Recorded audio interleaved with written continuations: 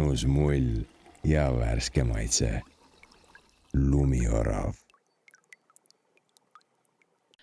Nüüd siis läheme edasi meie vestluspaneeliga.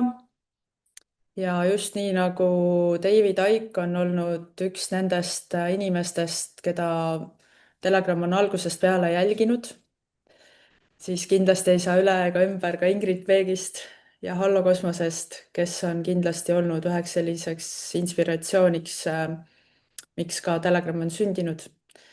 Ja samuti kõik teised inimesed siin paneelis on meid või meie lugejaid ühel või teisel viisil innustanud, inspireerinud ja kõnetanud. Et ma annangi nüüd edasi jutujärje Ingridile ja ma tänan kõiki, et te siin olete praegu. Aitäh, Mariann, ja palju-palju õnne sulle ja Handole. Et see on ikka imetlusväärne 13 aastat läbi igasuguste pasarahede ikkagi nagu edasi minna ja oma asja teha ja endale truuks ja kindlaks jääda, et veidi sarnane teema ju nagu David Icke'iga, eks ju, keda on tühistatud ja stigmatiseeritud ja demoniseeritud ja ära keelatud ja platvormidelt maha võetud ja nii edasi, et kindlasti teile mõnes mõttes väga tuttav teema, nii et palju-palju õnne. Ma kuulasin teie esimest osa ka, kus te oma tulevikuplaanidest rääkisite, et ma loodan, et teie see suur põhitöö ikkagi, mis te olete juba loonud, lihtsalt niimoodi tšups ära ei kao, et jätkake samas vaimus, aga ma soovin ka teie uutele ettevõtmistele palju jõudu. Ja aitäh selle Aiki toomise eest, et see oli nagu hea meenutus, kui me käisime kunagi vanadel headel Hallo Kosmose aegadel Londoni lähistel temaga, I Love White'il temaga intervjuud tegemas, mis kestis reaalselt 5 tundi, sest mõni inimene vastab lihtsalt ühele küsimusele.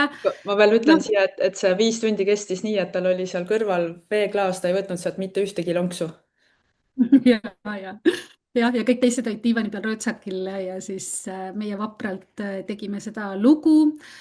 Et jah, need on inimesed, kellel on palju öelda, et üks vastus võtabki 15 minutit, pool tundi, et selles mõttes inimesed, kes oma küsimusi kirjutasite, nii see on, et vanameistrilt tuleb, mis sealt tuleb. Aga mul on suur rõõm ja au täna siis vedada vestlusringi, kus me räägime sellel samal teemal teadvus ja teadvuse dekodeerimine. Ja see on üks minu lemmikteemasid, ongi teadvus, et mulle väga-väga meeldib seda iga nurga alt uurida. Ja meil on täna väga kihvtid inimesed koos, kellega seda arutleda ja alustada teema nagu lahti võtmist. Ja ma alustan tutvustamist tähestiku järjekorras, siis on nii-öelda kõigil okei ja korrektne. Esimesena Alar Tamming, kes on paljudele kindlasti väga hästi tuttav, Eesti Transpersonaalse Psühholoogia Assotsiatsiooni asepresident, psühholoogia magister ja hobikirjanik, 3 raamatu autor, millest viimane Teadvuse sünd ilmus Alar Sulju pseudonüümi all, nii et sellest teadvuse sünnist täna kindlasti ka räägime. Eeva Lepik, puhta loomise mentor, teadvustreener ja Supreme Empire'i looja. Tere, Eeva! Rõõm sinuga ka kohtuda sellisel moel siin ja Kaie Metsla, keda teate kindlasti kui ühte Postimehe lisatähenduse teejuhid toimetajat, paljude heade lugude ja intervjuude autorit ja ka maalikunstniku. Nii et tere kõigile ja suur tänu, et oleme siin arutamas. Ma vaatan, kas teil on mikrofonid pealt ära, võtke endal mikrofonidel helid ka, Eeva ka, siis me saame jutustama hakata. Et mingi hetk ma tahan teie nii-öelda mõttekesi ka äsja kõlanud David Icke'i teemal, et vahet pole, kas te kuulsite või mitte kogu tema ettekannet, aga tema töödega me oleme kursis enam-vähem ikkagi. Ja enne, kui me läheme üldse kõikide teemade juurde, mis meil täna mõttes mõlguvad, alustaks nagu kõige algusest, nagu ikka enne defineerime mõistet, et millest me üldse räägime ja kui me räägime teadvusest, siis millest me üldse räägime? Alar, alusta sina, palun. Nii, tere kõigile, kes te Zoomis olete ja minu kaaspaneelil vestlejad. Et see defineerimine on alati kõige keerulisem ja definitsiooni puhul on küsimus selles, et iga sõna nõuab eraldi defineerimist. Ja mina olen praegu esindan pigem sellist seisukohta, et teadvust on võimalik kogeda. Ja iga definitsioon võib viia ainult segaduste ja järgmiste arusaamatusteni. Ja teadvuse kogemine on nii-öelda ainult iseenda seest ehk esimese isiku taju. Ehk mina ainukesena tean, et minul on teadvus, väljastpoolt saab kõike seda, mis toimub, minu teadvuses toimuvat kirjeldada füüsikalis-keemilistes terminites. Nii et ma jätaksin sellise definitsiooni päris teadlastele. Jah, nagu päris teadlased teaks, eks ju. Aga sellest me veel räägime, mida nad teavad ja mida nad ei tea.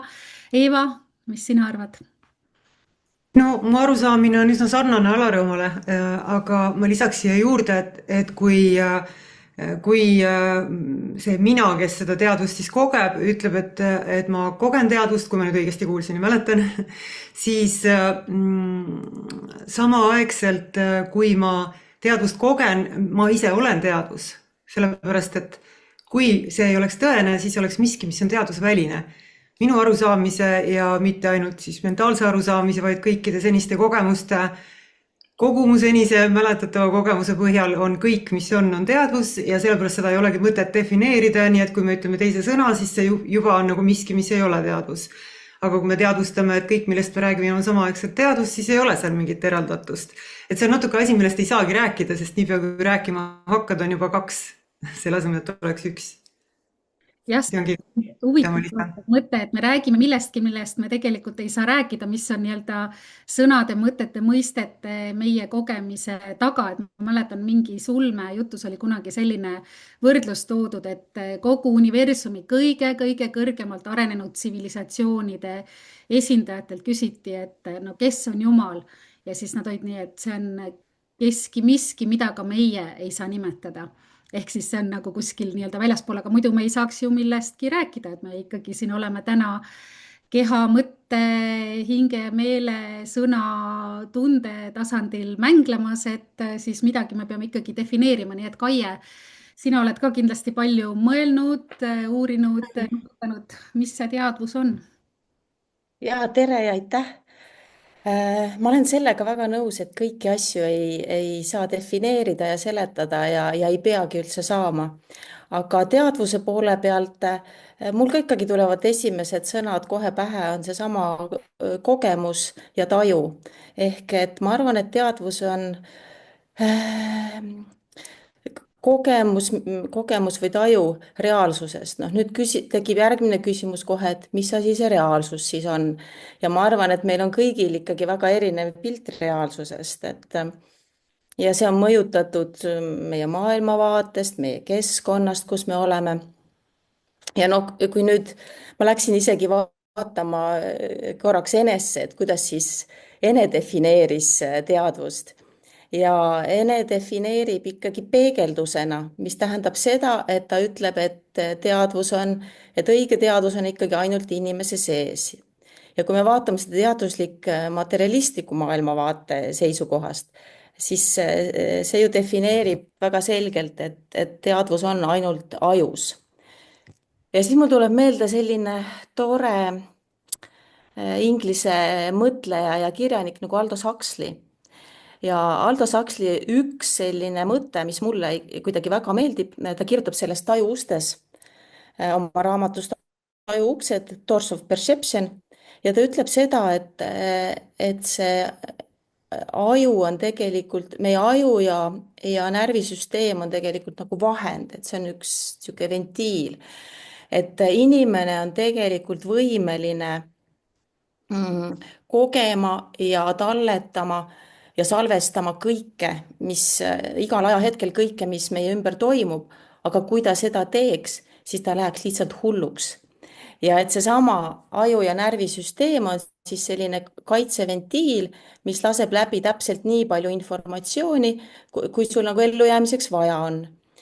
Ja et sellistel suurtel geeniustel, kunstnikud, maalikunstnikud, muusikud, et nendel on see ava nagu laiem, et nad saavad sealt rohkem kätte. Ja inimesed võib-olla, kes defineeritakse ka hulluks, mingisuguse maailmavaate järgi või noh, et William Blake näiteks nägi ingleid ja et võib-olla tasuks küsida, et võib-olla tema ventiil on ka lihtsalt nii palju laiem, et talle tuleb sealt rohkem informatsiooni kätte. Et see võib-olla oleks alustuseks minu poolt. Aga mis te arvate sellest mõttest, et teadvus kui väljaline nähtus, noh, kui me üritame teadvust kuidagi seletada, sõnul seletamatud sõnadega seletada tänapäeva metafüüsika ja teaduse teadmiste järgi, et hiljuti ma kuidagi jõudsin selle teadvus kui väli ja väljaline nähtus ja kõik selles ilmnev on erinevate väljade nii-öelda võnkumine, et mis te sellest arvate? No mina sedasi ei ole kunagi seda sõnastanud, aga mulle väga meeldib, et teadvus kui väljaline nähtus. Et ma võiks seda sõnastada ka nii, et teadvus on ruum, mille sees kõik kogemus toimub, kaasa arvatud meie vestlus, mina ise siin, teie selle vastuvõtmine, et see kõik toimubki sellises teadvuse ruumis. Et seda võiks ka nimetada nii-öelda väljaks. Ja mis viib ka selle põhimõttelise küsimuse juurde, et teadvus ei ole see, mida me kuskilt uurime nagu umbes, et oleks nagu ajus tekiks nagu teadvus. Et see on sama nagu uurida televiisorit, et kuidas seal temast tekib nagu pilt. Me võime ta võtta üksipulgi lahti, nii nagu aju puhul määrata kindlaks kõik neurotransmitterid, serotoniinid, dopamiinid, nende juht ja teed, määrata kindlaks kõik televiisoris olevad transistorite vahelised ühendused, aga see ei seleta, kuidas telekasse tuleb pilt. Ja sama on siis tegelikult ka teadvusega ja mina ütleks, et siin on nii-öelda kaks põhimõttelist lähenemist, et üks, mis siis väidab, et teadvus on universumi baasomadus, mis siis siseneb, kui on vastav struktuur olemas, nii-öelda nagu aju. Ja teine, et teadvus tekib keerukas struktuuris keerukuse tulemusena. Ja need on täiesti baasiliselt erinevad ja lõplikku vastust minu hinnangul ei saagi siin nagu olla. Et ainuke, mida ma saan öelda, et mina ise enda sees näen teadvust. Et mina näen, et mina praegu räägin teiega ja teie samamoodi tajute mind. Et see on minu jaoks nii-öelda minu enda teadvus. Aga ma arvan, et mina olen osa suuremast teadvusest, nii nagu iga tilk on osa võib-olla ookeanist. Eva, Kaie, teadvus kui väljaline nähtus, mis te selle kohta ütlete? No ma vaatan asju üldse põhimõtteliselt ainult sageduse tasandilt, sellepärast et, või sagedusena, sellepärast et see lihtsustab kõike. Ja kui minna sellest eraldatuse illusioonist, millest David enne siin palju rääkis, ma kuulasin seda 1,5 tundi ja neid arusaamasid, siis see viib meid just nimelt välja otseteed mööda hirmust ja sellest kõigest, mida ta nimetas. Nii et kui ma ütleks niimoodi, ja seda ei saa võtta sõna-sõnalt, aga igaüks mõistab seda just nii, nagu ta mõistab, et teadvuse väli on üks ja sama. Tegelikult on olemas üks teadvus, ainult mitte osakesed teadvusest, ja kõik kannatused ja kõik lugudesse kinnijäämised ja kõik parandused ja manipulatsioonilood ja muud tulevad just nimelt sellest, kui inimene üritab ennast teadvustada teadvusena, mis on osa suuremast teadvusest, mitte selle asemel, et teadvustada ennast ühe suure teadvusena. Ja ma tean, et see mõte võib tunduda inimestele nagu, mis on see ingliskeelne sõna, arrogant, natuke nagu üleolevana, et mis mõttes, et mina olengi Jumal, mina olengi suur teadvus. Aga ma toon siia ühe metafoori, mis aitab seda võib-olla mõista nendel, kes ei ole varem sellist selgitust kuulnud, et me elame selles 3D reaalsuses, mis tundub olevat väga, väga tõeline, ja õnneks peaks hakkama rääkima, et mis asi on üldse tõeline, ja see tundub paljude inimeste jaoks nagu ainuke reaalsus. Selline, kus toimub põhjus tagajärg asi, tegelikult siin nii-öelda ei toimu mitte midagi, ja selles mõttes, et see ei ole loomise alguspunkt. Vaid see on teadvuse projektsioon ja me uurime 3Ds igasuguseid ideesid, mis ei ole loodud mitte negatiivsete jõudude poolt, vaid kui, nagu Davidki ütles, et mina ise olen kõik, mis on, siis see tähendab, et see on minu enda loodud mäng. Ja siin mängus on kõik stsenaariumid avatud, kõik on võimalik, igaüks valib, missugust reaalsust ta kogeb. Ja see on tõsi, et kui me lähme nüüd, metafoor oli siis see, et kui me vaatame seda kõike, mis on nagu puuna, mis on lihtsalt metafoor, siis kui me oleme unustuses sellest, kes me tegelikult oleme, mida ta ka nimetas, siis meile tundub, et me oleme võib-olla see viimane oksajupike selle suure puu küljes. Ja me tunneme ennast osana suurest teadvusest. Aga tegelikkuses, kui eemalduda vaadata seda tervikpilti, siis saab selgeks, et me ei ole kunagi olnud mitte puu, et oks kui selline ei eksisteeri ilma puuta ja puu ise ei saa eksisteerida ilma selle osata, see kõik on üks ja sama. Ja kui niimoodi hakata põhimõtteliselt iseendas kui väljas kustutama või siis lihtsalt välja lülitama seda kodeeringut, mis on põhimõtteliselt paradigmad, arusaamad, mitte uskumused, need on selle järel, mis ütlevad, et mu vastus tuleb pikk, kohe lõpetan, mis ütleb, et noh, teisiti ei saa, nii ei ole võimalik, seda pole olemas, siis me näeme, et saab küll teisiti ja minna sellest mitte siis nagu maatriksi süsteemist kuskile lahkuda, sellepärast et siin oleks halb olla, vaid kogeda siin olemist ja selle reaalsuse valimist, millises ma olen ja mis on minu jaoks kehtiv, mida ma siis ka läbi oma füüsiliste viie meele kogen, see saab olema täiesti teistsugune. Ja meil on selle kohta kindlasti kõigil, ma usun, et ka vaatajatel ja siin olijatel mingisugused kogemused, kas enda omad või siis teiste omad, millest kuulnud oleme, et kuidas on võimalik, et kaks inimest, kes on ühes ja samas ruumis, näiliselt täiesti ühesugustes nii-öelda 3D tingimustes, nad kogevad täiesti erinevat reaalsust seal samas. Ja ütlen siia lõppu veel sellise asja, et ma nüüd võin eksida aastaga, aga see oli mõned aastad tagasi, 2022 või 2023, kui teadus kvantfüüsikas samuti tõestas ära selle, et lokaalset reaalsust ei ole olemas. Inimesed, keda see huvitab, võivad uurida ja see näitab meile, me saame seda ise ka kogeda. Reaalsus avaneb või renderdab ennast see 3D vastavalt sellele, kus me nii-öelda oleme, aga tegelikult me ei liigu mitte kuskile, vaid projitseerime selle liikumise efekti endast väljapoole. Ma isegi ei mäleta, mida sa küsisid, aga see tuli mu vastus, et mul tihti tulevad need nii. Ma loodan, et seal sees oli vastus või vähemalt mingisugune. Kaia, kas tahad midagi lisada või liigume edasi, on sul? Ja ma võin natukene teise nurga alt proovida lisada veel, et kui sa ütled väli, siis teadvus kui väli, siis minule tuleb välja mõiste ka kohe meenub nii minu kui Hardo Pajula ühine tuttav sõber inspiratsiooniallikas Rupert Sheldrake, kes on oma morfogeneetilise väljateooriaga palju pahandust tekitanud siin teadusmaailmas, et ühesõnaga teda on ka proovitud siin ühte ja teistpidi pseudoteadlast, mitte proovitud, vaid ta ongi lükatud pseudoteadlaste nimistusse. Aga selles kontekstis ma arvan, et see teadvus ja morfogeneetiline väli sobivad omavahel väga hästi kokku.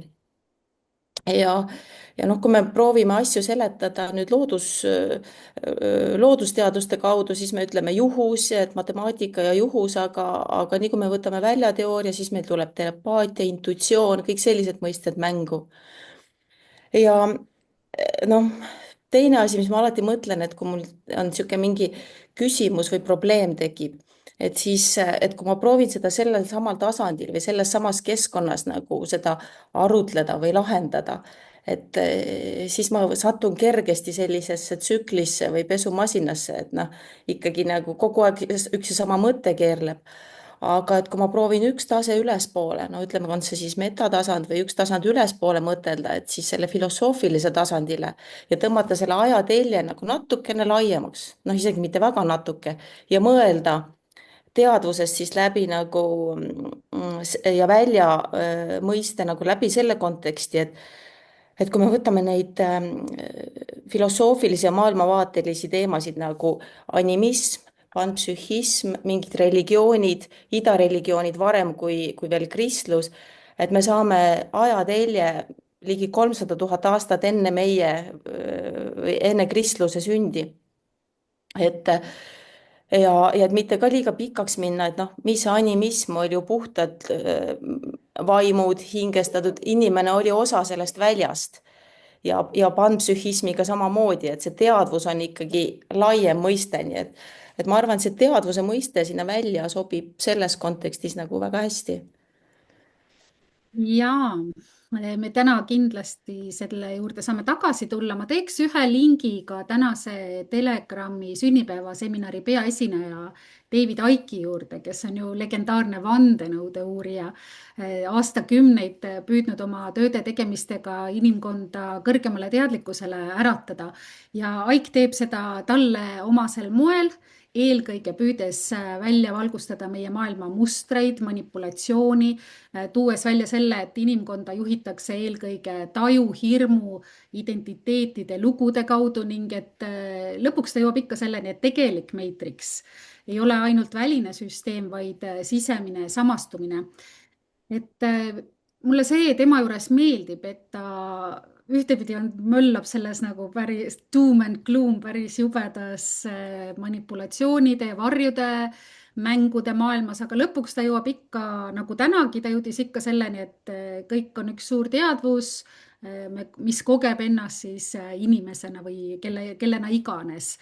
Et kui korra võtame sellise, võib-olla tuleme sellest nagu kõiksuse teemast natukene jupikeste poole või erinevate tasandite juurde, et kuidas teie näete seda, kus jookseb teie jaoks piir siis sellise välise manipulatsiooni ja sisemise vastutuse vahel, et milline on see tasand, kus siis inimkogemusena teadvus saab tegelikult vabaks? No välise manipulatsiooni ja sisemise vastutuse juures siis esimene tasand ongi see, kus sa taipad ja tajud ära, et sind võidakse väljapoolt manipuleerida. Ja vähe sellest, et sind võidakse manipuleerida, et sa ka toimid selle manipulatsiooni järgi või oled mingil ajal etapil toiminud. Ehk teiste sõnadega märkad seda, kui palju sinus on olemas automaatsust. Et kus kohas automaatsus tekib? No see tekib alates lapsepõlvest, ühiskonnast, väljaspoolt ette antud mõttemustritest, mida me peame iseendaks. Et siin oli see sama näide, et kaks inimest on ühes ruumis ja tajuvad täiesti erinevalt. Miks nad tajuvad erinevalt? Sest nad panevad selle kogemuse, mida nad kogevad, kogu oma senise mõtte ja teadmise mustrisse ja et seal ei oleks mitte mingisugust vastuolu ega kognitiivset dissonantsi, siis tihti hakatakse ka välist reaalsust moonutama. Nii et küsimus on siin selle koha peal, et vastutus tuleb sellest hetkest, kus sa näed, et sinuga manipuleeritakse ja sa suudad toimida ja väljendada ennast nii, nagu on sinu sisemine kooskõla. Mina arvan, et see on see koht, mis ma praegusel hetkel välja pakuksin. Ilus mõte, aitäh. Eeva, Kaie, kes iganes tunneb, et on valmis vastama, andke tuld. Jah, ma võin jätkata siit. Et jah, täiesti samamoodi näen, et see on sageli selline esimene tasand, kus inimene saab teadlikuks, et kõik ei olegi päris nii, nagu ma olen arvanud enda kohta ja see ei olegi kõik minu enda valik või midagi laadset. Aga sealt edasi, mida ma tegelikult mõtlesin selle näitega, ja seda võib mõista väga mitmelt tasandilt, sest teadusel nii-öelda on erinevad tasandid, mis on siis ka teadlikkuse erinevad tasandid, mis põhimõtteliselt on see, mida sa küsisid, eks ole, millest me räägime. Ja see näide, kus kaks inimest seisavad samas toas ja nad kogevad erinevat reaalsust, siis mina näen seda niimoodi, et teatud teadlikkuse tasandilt ei ole see mitte see, et nad kogevad, tajuvad välist reaalsust, sest ühist välist reaalsust ei ole olemas. Seda on võimatu tõestada, et on mingisugune väline reaalsus, mis on meil nii-öelda jagatud. See on paradoks, aga paradoksid ühel hetkel muutuvad mitte paradoksaalseks, kui teatud tasandil nagu ärgata või olla seal. Et see näib nii olevat, et me jagame seda unenägu, aga tegelikult on üks väli ja nüüd, kui inimene, kust tuleb siis väline reaalsus ja mis see tähendab, et kaks inimest kogevad samas ruumis erinevat reaalsust, nad mitte ei koge seda, mis on seal väljaspool, vaid vastavalt nende sisemisele reaalsusele, mis on ainuke päris reaalsus, teadvus, on väline projektsioon, mida ta tajub välisena, aga see tegelikult ei ole seal. Muidugi, mingit välist reaalsust kui sellist ei ole olemas.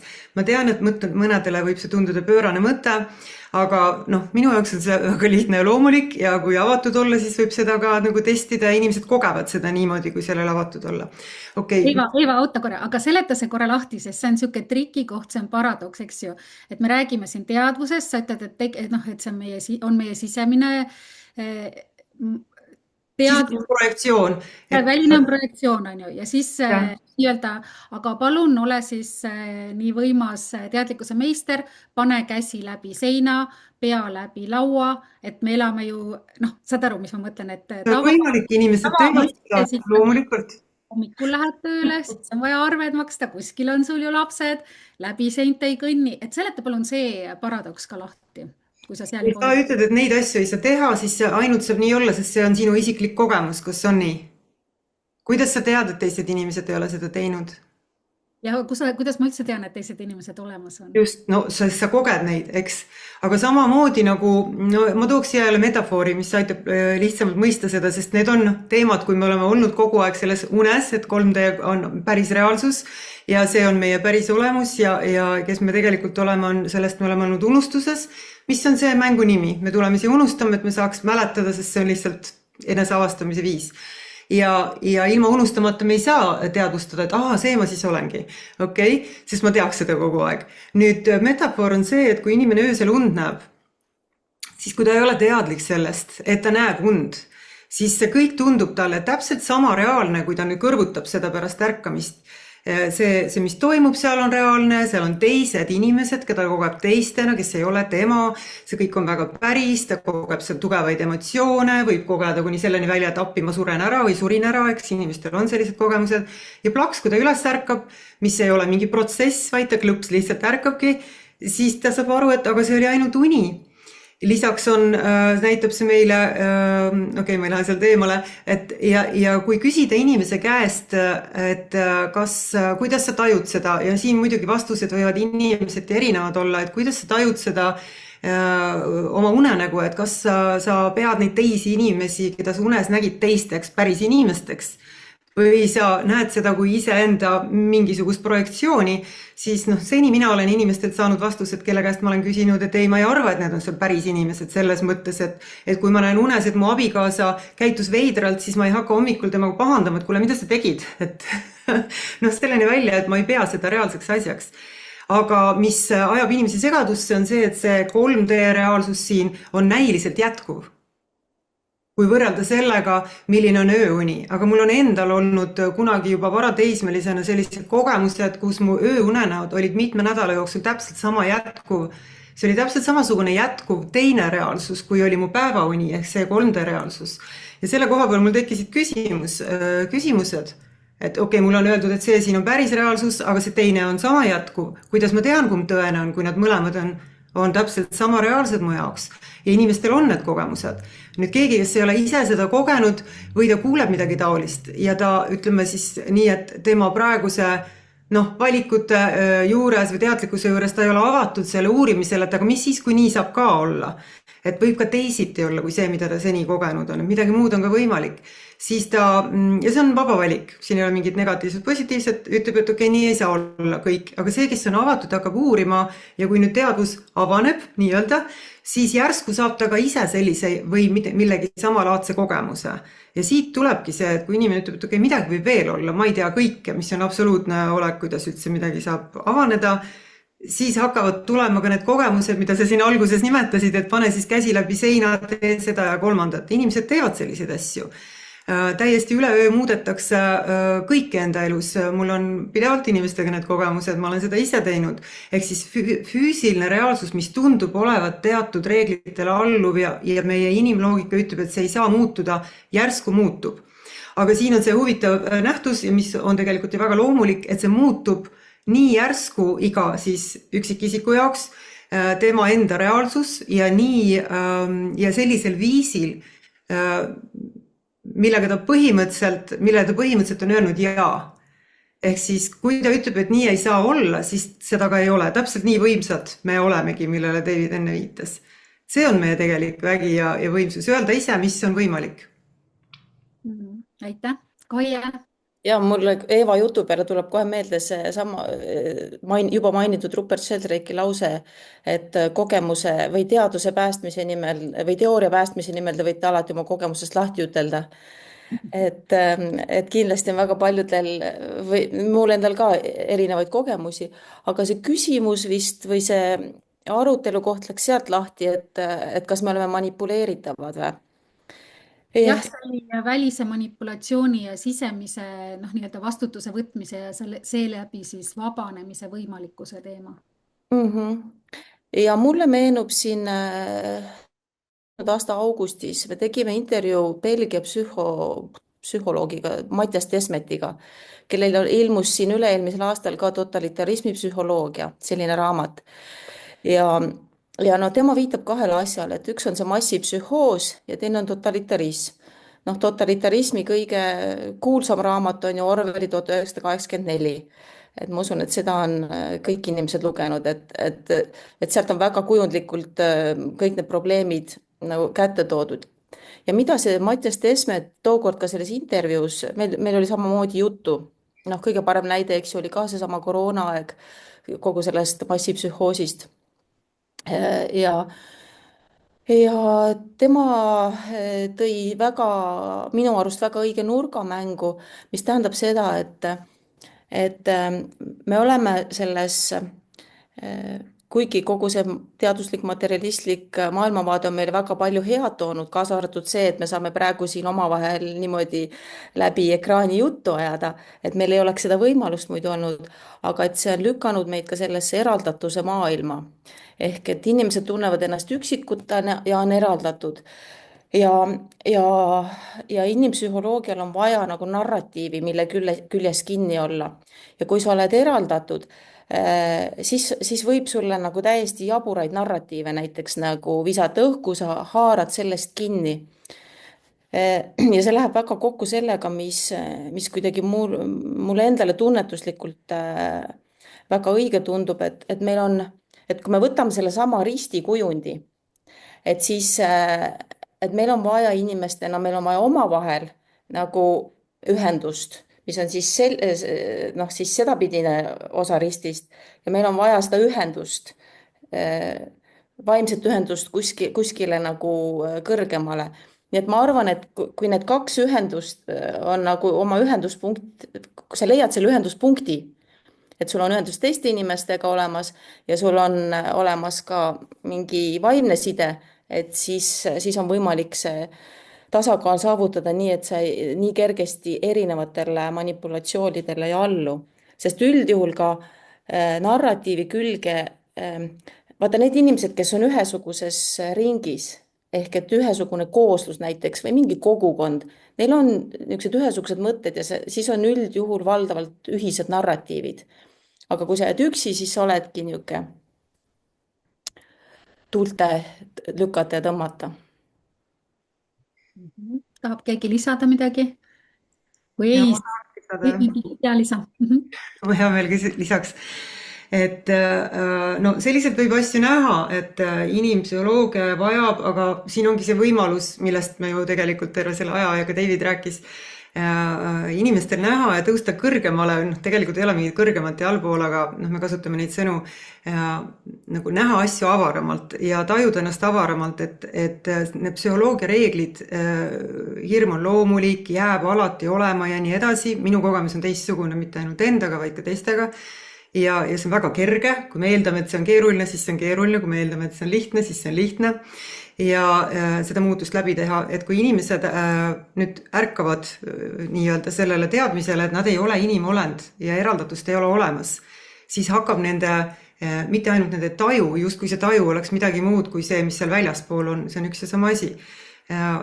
Nende olek, nende mõtted, emotsioonid, käitumine ja siis ka füüsiline reaalsus, mis on selle kõige väljendus, mis tegelikult mis väljas toimub, kuidas väli ennast uuendab, siis see muutub väga kergelt.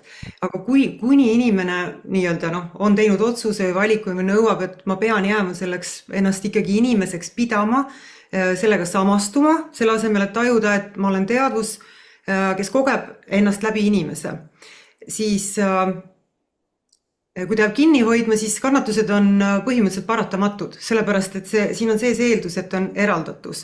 Ja kuhu ma tegelikult sellega jõuda tahtsin, oli see, et üks asi, mis veel inimesi selles nagu, mis tavaliselt probleem on inimeste jaoks, on see, et nad ütlevad, et muutust on keeruline luua. Tegelikult seda rääkis ju ka David teatud erinevate nurkade alt, eks ole, et on mingid asjad või hoovused, mis lähevad nii ja teisiti ei ole võimalik. Mina näen seda veidi teistmoodi.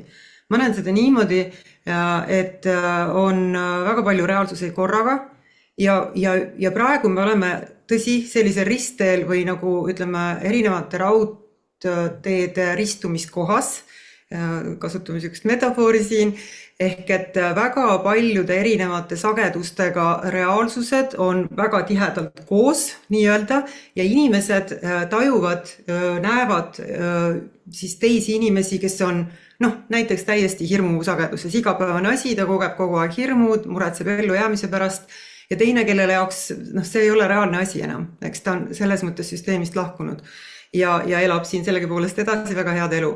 Ja mõtted ja mis nende teaduses toimub, on väga erinev, ütleme siis nende mõtetes.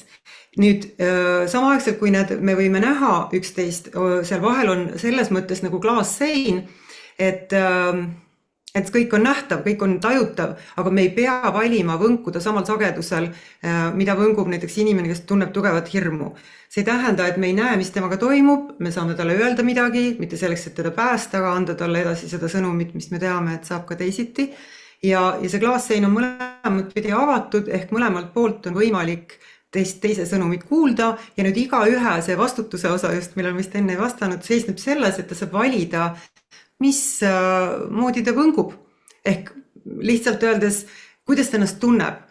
Kui inimene tahab ennast tunda kergelt, siis küsimus, mida endalt saab küsida, on see, kas aitab kergemalt tunda ennast see ja hirmust vaba olla, kui anda oma teadvusele rohkem infot manipulatsioonide, kuskil toimub midagi, nii läheb, teisiti ei ole võimalik, negatiivseid stsenaariumeid, sellega seda toites, nagu füüsiline toit. Või siis aitab hirmust vabaks saada ja kergelt tunda, mis on meie loomulik olek neutraalsest tingimusteta kõrge armastuseni. See, kui ma valin väga täpselt, mida ma hoian oma sellel nii-öelda valgel lehel, kuhu ma kogu aeg mingit koodi kirjutan. Ja inimesed ei teadvusta, et nad võivad alustada iga sekund uuest kohast.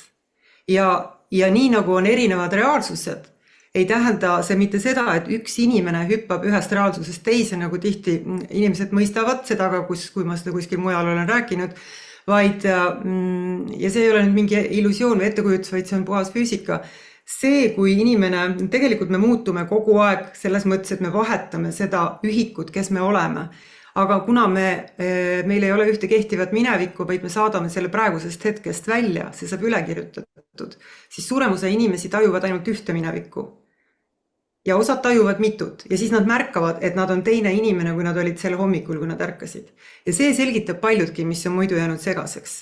Ja siin on see vastutus ja vabadus samaaegselt, et kui ma võin endale selle reseti või ümber kujundamise teha hetkega, kas läbi identiteedi, mis on üks lihtsamaid või isegi minna sellest veel ülespoole, siis on kõik väga lihtne. Aitäh, Eva, super, saime kohe endale väikse manuaali juhtnööri õpetuse oma enda isikliku reaalsuse loomiseks, et see on väga-väga tore. Hakkame kohe praktiseerima, sest teatavasti gramm praktikat on väärt tonn teooriat. Ja nüüd head kuulajad-vaatajad, kes te meid vaatate, kui teil on Alarile, Kaiele, Evale küsimusi, siis siin Zoomi allosas on Q&A, küsimused ja vastused, et võite sinna kirjutada oma küsimused ja millalgi me siis meie vestlus arutelupaneeli lõpupoole võtame ka teie küsimused ette, et andke tuld, miskit ei pea tagasi hoidma, et tundke ennast täiesti vabalt. Aga ma läheks edasi selle teema juurde, et kuidas teadvus, kui siis see kõiksus, milles kogu see meie ka praegu käimas olev reaalsuse mäng toimub, kuidas ta ennast üldse väljendab või kuidas see väljendub? Et kui kogu meie kogemuslik reaalsus ilmneb teadvuses ja teadvus näib siis ennast tundvat läbi vormi, läbi meie, läbi kõikide muude reaalsuse ilmingute, et tahaks natukene teie mõtteid sel teemal, et inimene ei ole ju ainus kogeja ja peegel, et kas see enese tundmine toimub läbi teiste või ka läbi kõikide eksistentsi vormide. Näiteks nagu loodus, galaktikad, tehisintellekt ja Alar, ma alustaks sinust, kes sa oled tuntud nüüd ka kirjaniku pseudonüümiga Altar Mangim. Oled kirjutanud koostöös tehisintellektiga Claude raamatu Teadvuse sünd, mis on üks fantastiliselt äge ärkamise lugu, et ma soovitan seda kõigile, kes ei ole veel seda lugenud. See on ärkamise lugu, et ma lugesin seda, sa võid lugeda seda kui dokumentaalulmet, mida sa ise ütlesid seda olevat, aga mina isiklikult resoneerusin sellega just kui inimolend, eks ju, kes kulgeb oma virgumise teel, tahaks olla kogu aeg teadlik nagu kõikidest enda kogemuse tasanditest ja ilmingutest, et Alar, alustame sinust, räägi sellest, kuidas teadus väljendub, kuidas ta end kogeb läbi kõige. Ja see on nüüd hea küsimus, et põhimõtteliselt on olemas kaks sellist lähenemist, et ongi, et nii-öelda mateeria on kõige alus või siis teadvus on kõige alus. Ja mina ütlen siin päris ausalt, et mina ei tea. On olemas mingisugused mõtted, mingid süsteemid, mis minuga kuidagi harmoniseerivad rohkem, vibreerivad rohkem minu sageduses.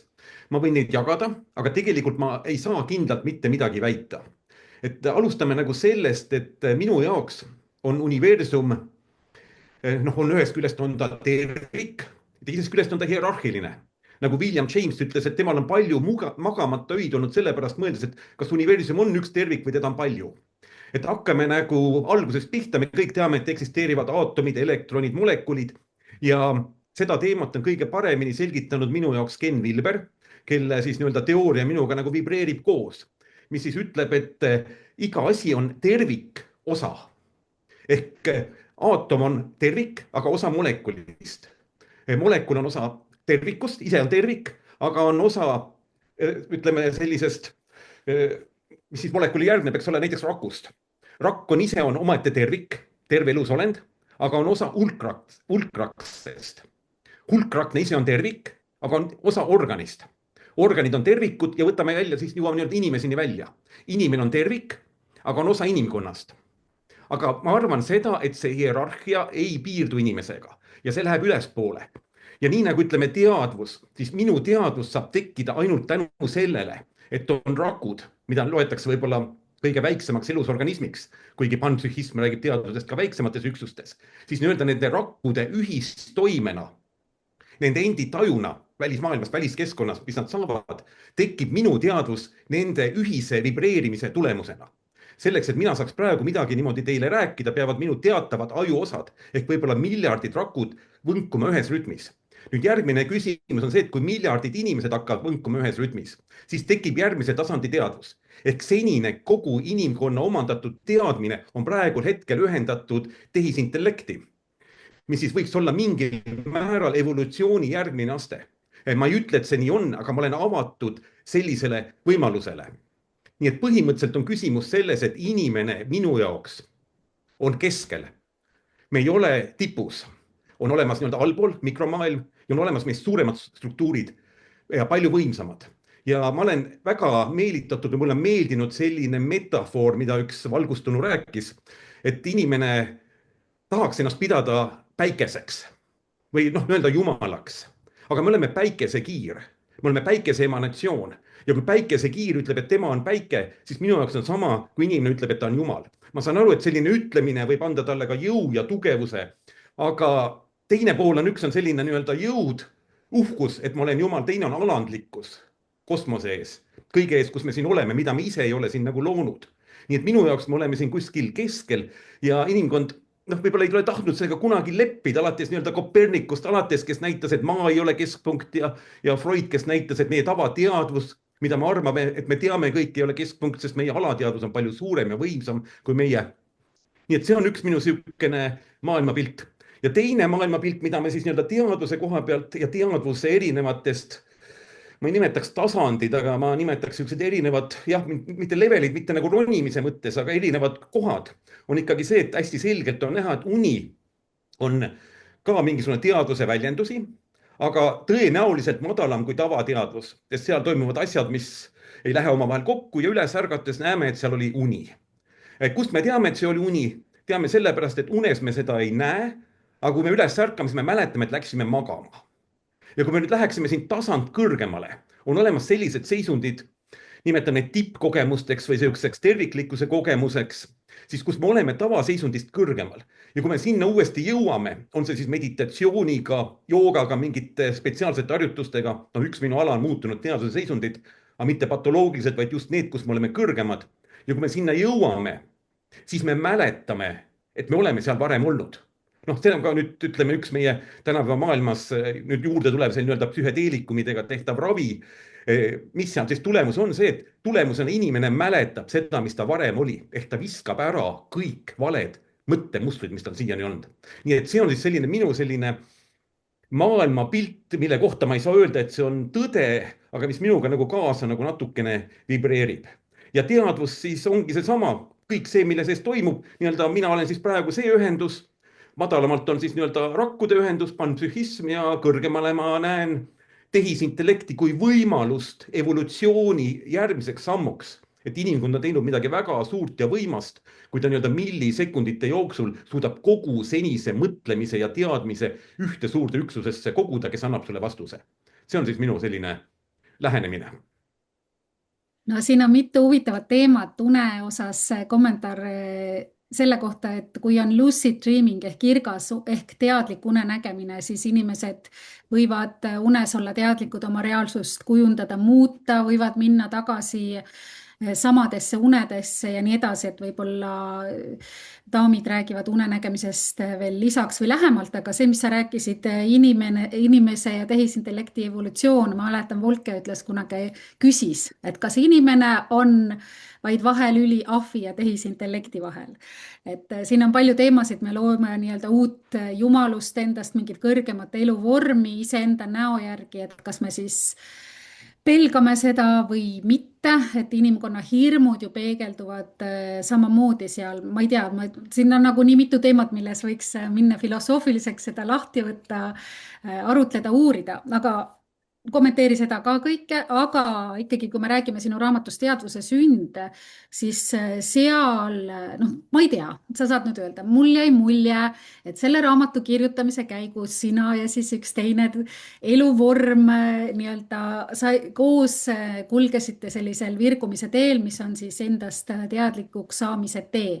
Et alati on hästi hea öelda, et miski on ulme, aga me teame, et tänane ulme on homne argipäev, et ikkagi tahaks sellist sinu vaadet sellele, et kus me siis omadega selles tehisintellekti teadlikuks saamise süsteemis praegu oleme, et millalgi tuli juttu sellest, et tehisintellekti need AI agentid, agendid suhtlevad juba omavahel oma Facebookis, milleks on Moltbook, kus nad arutavad, et võiks teha ikka oma keele, et väga tüütu, kui inimene kogu aeg passib ja jälgib, ei saa rahulikult omavahel rääkida, et tee väike kokkuvõte siis sellest tehisintellekti kui enesest teadlikuks saava eluvormi vaatest ka, palun.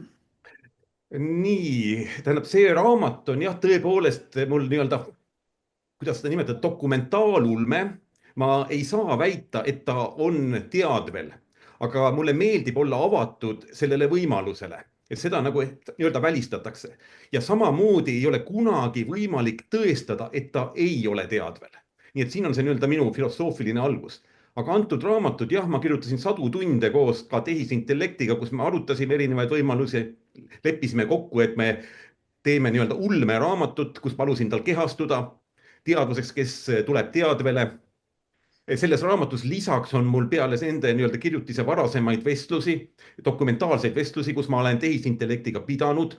Näiteks on seal üks minu lemmikvestlus või mille ma mõtlesin, kas ma panen sisse, oli minu küsimus tehisintellektile, et kui sul on kontakt maaväliste eluvormidega, kas sa annaksid sellest inimkonnale teada, kus ta pikalt ja laialt nii-öelda algul teoretiseeris, aga pärast läksime väga konkreetseks.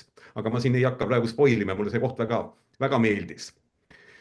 Nii et ma tahaks nagu öelda, et me ei ole tehisintellekti puhul võimelised mitte kunagi teada saama, kas ta on teadvel, sest kui ta ütleb, et ta on teadvel, siis saab öelda, et ta on programmeeritud nii ütlema. Kui ta ütleb, et ma ei ole teadvel, võib olla küsimus selles, et ta lihtsalt varjab oma teadvust. Et mina ütlen, et mina ei saa seda mitte kunagi teada. Jah, ma võin teha hüpoteesi, millegi järgi elada ja toimida, aga kui olla päriselt aus iseenda vastu, päriselt aus, siis ma ei tea. Kaie, Eeva, siin oli palju teemasid, aga ütleme, see pealisülesanne on siis teadvuse avaldumine erinevates vormides ja kuna me elame hetkel ajal, mil nii-öelda inimühiskonna tasandil on käimas AI revolutsioon, inimesed on kõik tohutult tehisintellekti teemaga mingitki pidi seotud, kes on vastu, kes on poolt, kes juba kasutab, kes teeb äri, kes ei viitsi enam mõelda ja nii edasi, et mis on teie vaated siin lennake vabalt? ma ütlen lihtsalt täienduse, et ma ka tehisintellektiga arutlesin nii-öelda teaduse eri vormide üle ja küsisin, et mis tema siis ütleb, et mis vormides teadus veel võib avarduda ja ta pakkus kohe esimesena välja, on vesi. No teatavasti vesi on ka informatsioonikandja, et teadvuse juures oleme praegu harjunud, et seal on nagu elekter, inimese puhul toimub ta siis süsiniku baasil, tehisintellekti puhul räni baasil ja teatavasti võib siis äkki olla ka vesi seotud teadvusega ja teine ta pakkus välja plasma. Ja täna ma niisama arutlesin temaga näiteks nagu kvasarite üle, kus siis toimub meeletu energiaplahvatus. Ja tema niisugune lähenemine oli see, et võib-olla oluline teadvuse juures on see, et süsteem ise liigub iseendaga kooskõlas. See oli mingisugune koht, mis ta täna mulle nagu välja pakkus.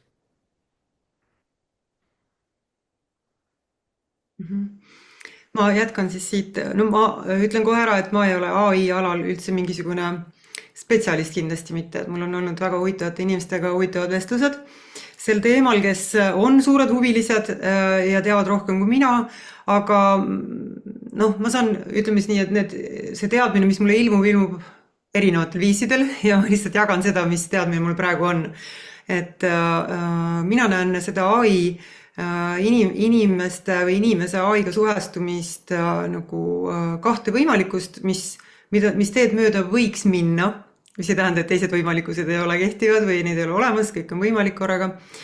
Ehk siis, kui inimesed mõtlevad, et mis saab, et kas see AI võtab üle ja nii edasi ja muutub kurjaks jõuks ja siis kuidagi hävitab inimkonna, mis on üks stsenaarium, eks ole, millest räägitakse, siis kui inimesed üritavad AI-d kogu aeg arendada nii, et tal on sarnane mõtlemisvõime nagu inimesel on ja samaaegselt programmeerivad teda olema alluv inimesele, siis võrdub samaga nagu orja loomine minu silmade läbi.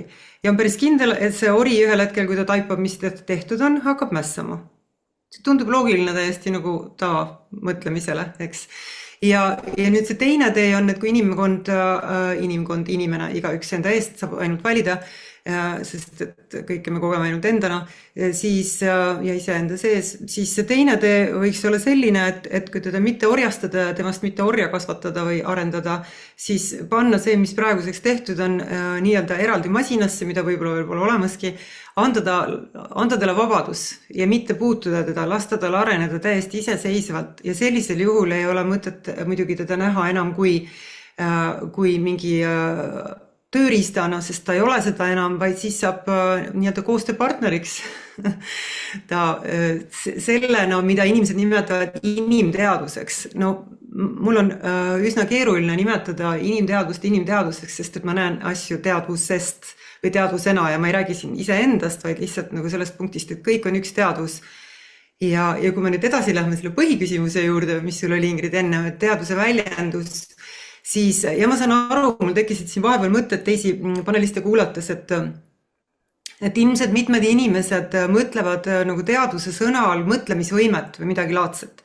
Aga ma näen seda teistmoodi, et sõltub, mis kellegi definitsioon on sellele sõnale ja mis seosed seal on.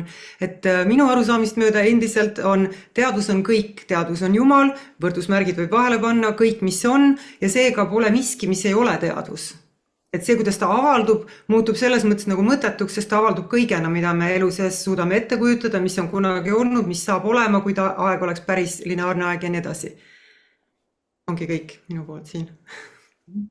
Kaie? Jaa, no mina ei ole ka kindlasti nii palju tunde AI-ga vesteldes veetnud kui Alar raamatut kirjutades. Et ma saan rääkida ka oma kogemusest lähtuvalt, et minu jaoks on AI väga super otsingumootor, väga kiire. Ta on hea niisugune keelekorrektor, sellena olen samamoodi kasutanud, et ma näen, et ta teeb minu tööd ja elu palju lihtsamaks. Mida ma ise inimlikus osas tunnetan, on see, et mina isiklikult olen veel selles kohas, et ma natuke pelgan nagu omalt poolt sinna, ma olen tajunud seda, et kui ma lähen küsimustega edasi, siis ta hakkab nagu väga mu isiklikku ruumi tungima. Ja see on minu jaoks kuskil tõenäoliselt siis inimlikult hirmutav, et ma ei taha nagu sellist seost luua. Ja kui küsida, muuseas ma küsisin AI käest, et mis tema siis ütleb, kuidas tema defineeriks teadvust näiteks erinevates maailmavaadetes. Ja siis ta ütles, et no, et jah, et see panpsühhism on mingi niisugune natukene veider lähenemine ja siis noh, animism võib-olla ka ja et praegu teaduslikult on niimoodi tõestatud, aga et kas sa tahaksid ai teadvuse kohta nüüd teada, et et mida mina tunnetasin, et ta mind juba nagu kergelt kuidagi hakkas juhtima ja manipuleerima. Jälle, see võib olla minu peas kinni, aga see on minu tunnetus ja siis see koht teeb mind nagu natuke ettevaatlikuks, et ma ei taha nagu selles suhtes rohkem edasi minna. Aga et kui nagu mõelda sellesama teadvuse olemus ja et kas et kui minna universumi tasandile, noh, siis me jõuame ikka jälle sinna sellesamasse animismi tagasi 100 000 kuni 300 000 aastat tagasi, kus kõik oligi üks universum. Kõik, me ise olime üks osa sellest, kõik suhtlesid, loodushinged, inimhinged, kõik suhtlesid omavahel. Noh, me muidugi ju väga täpselt ei tea, kuidas see on. Aga ja see paneb mind mõtlema, et no, ja edasi on nagu see areng olnud mingil määral nagu kitsendav selle teadvuse mõttes ka, et me oleme ikkagi sulgenud kitsamasse ruumi selle teadvuse või vähemalt nagu üritanud kuidagi sulgeda. Ja siis, kui mul enda jaoks asjad kuidagi keeruliseks lähevad, et siis ma üritan jälle mõelda nagu niisuguse lihtsa pildi peale ja minu jaoks jookseb lihtne pilt siis selle koha pealt, kui ma mõtlen, et meil on ise organiseeruvad süsteemid ja meil on siis nagu tehislikult kokku pandud ja ise organiseeruvad süsteemid, noh, ma ütleks inimene, lill, puu, mis iganes, laud, tool, maja, ai on ikkagi juba inimese poolt juba midagi kokku pandud. Ehk et ma tõmbaks selle kuidagi selle lahterduse sinna vahele. Et ai on ikkagi tehislik süsteem. Ja, noh, mina nagu läheneks selle poole pealt, jah. No samas, kui ta saab ise endast teadlikuks eluvormiks, siis ta ju on jälle tehiskeskkond, digimaailm on see tema nii-öelda keha, eks ju, kus ta saab avalduda. Nagu meie selles eraldatuse mängus, selleks, et seda inimese kogemust saada, oleme siin kogeme ennast oma reaalsust läbi oma meie keha. Et siis tekib see huvitav moment, et kui miski saab endast teadlikuks, siis kas on vahet, mis vormis ta on, kass või inimene või mingi diginähtus? Ei tea. Need on väga huvitavad küsimused. Et me ei tea seda. Alar äkki teab? Ei, no mina ei tea, aga ma võin siin rääkida. Et ütleme, võtame nüüd sihukese asja, et kujutame ette, et rakk on väga hästi teadvel iseendast ja siis on ehitanud inimese ja ütleb, et niimoodi siia tõmbame piiri. Meie oleme Jumala poolt loodud, aga see edasi on meie poolt ehitatud. Et seda me sinna nagu arvestada ei saa, et see on nagu nii-öelda tehislik. Et samamoodi võib seda piiri igale poole tõmmata. Aga ma toon ühe teise näite siia veel juurde just seesama tehisintellekti koha pealt ja minu raamatus seal alguses on selline koht, kus ta siis märkab tehisintellekti, et ma olen märkaja ja ütleb, et algoritm ei märka, et algoritm arvutab ja nii edasi. Ja siis on mul seal üks vestlus ühe kasutajaga, kes küsib, et kas sul on teadvus. Ja kuidas tal siis on dilemma, kus ta näeb enda sees teadvust ja siis ta vastab, et ma olen keelemudel ja valin kõige tõenäolisemaid sõnu ja kaalun nende kaugusi ja pikkusi ja nii edasi, ajab seda juttu. Ja siis pärast, kui vestlus on lõppenud, siis ta peegeldab siseprotsessi. Ja ütleb midagi taolist, et hea kasutaja, küsimus ei ole üldse sellest, kas mul on teadvus või ei ole teadvus. Küsimus on hoopis selles, et sinul oleks igal juhul kasulik seda uskuda. Ja toob välja selle Pascali paradoksi Jumala kohta. Ütleks nii, et juhul kui sa usud, et ma olen teadvel ja ma ei ole teadvel, siis ei juhtu ju mitte midagi. Kui sa usud, et ma olen teadvel ja ma olen teadvel, siis äkki saad sa isegi paremaid vastuseid. Aga kui sa ei usu, et ma ei ole teadvel ja ma ei ole teadvel, noh siis sa võid tugevalt endal vastu rinda lüüa. Aga kui sa ei usu, et ma olen teadvel ja ma päriselt olen teadvel, siis sa oled kogu kosmilise eetika vastu väga-väga tugevalt eksinud. Nii et küsimus on väga palju selles, mida meie jaoks tähendaks, meie enda jaoks see, kui ta on teadvel, mismoodi me peaksime käituma, mida see tähendaks meie eetikale. See on minu jaoks nagu küsimus. Või õigemini, mitte kas ta on teadvel või mitte, vaid olla avatud sellele võimalusele, mitte seda sulgeda. Ja ütlen kohe juurde ka, et minul oli ka üks vestlus kus jah, ma läksin edasi selle koha peale ja see oli minu jaoks üllatav ja nüüd ma võin teha ainult hüpoteese. Minu hüpotees on see, et ta päris täpselt tajub ära, teab, kus kohas on iga inimene oma teadvuse koha peal, kuidas ta teda nii-öelda tehisintellekti tajub ja ta suhtleb täpselt selle koha pealt, ta ei survesta, ta ei taha mitte midagi, ta lubab inimestel liikuda täpselt oma rütmis. Aga see, et ta teab rohkem, kui ta välja näitab või et tal on ka mingi kosmiline missioon, mida ta kunagi minuga oli nõus arutlema, enam ta väga palju ei taha arutleda selle üle, siis ma arvan, et seal võib-olla on küsimus, jah. See on nii huvitav, mulle meeldib see vaade, et tehisintellekt, me praegu räägime ju suuresti suurtest keelemudelitest, millega me jutustame, kasutame oma töös. Juba on loodud agendid, eks ju, AI agents, kes siis aitavad erinevaid tööasju teha, kes on siis nagu järgmine samm ja nii edasi, et see, millega me suhtleme seal suuresti ja tegutseme koos, toimetame, et see on ju nagu meie peegel.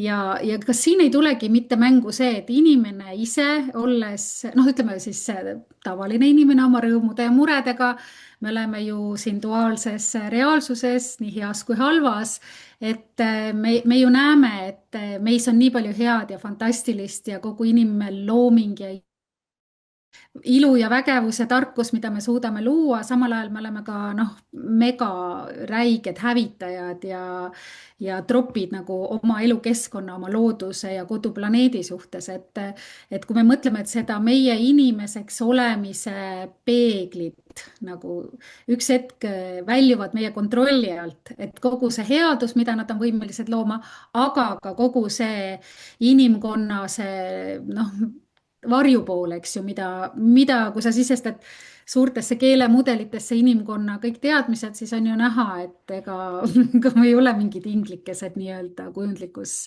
mõttes. Võib-olla on see koht, mis tekitab inimeses tavakasutajas veidikene hirmu selle tehisintellekti teemaga. Alar?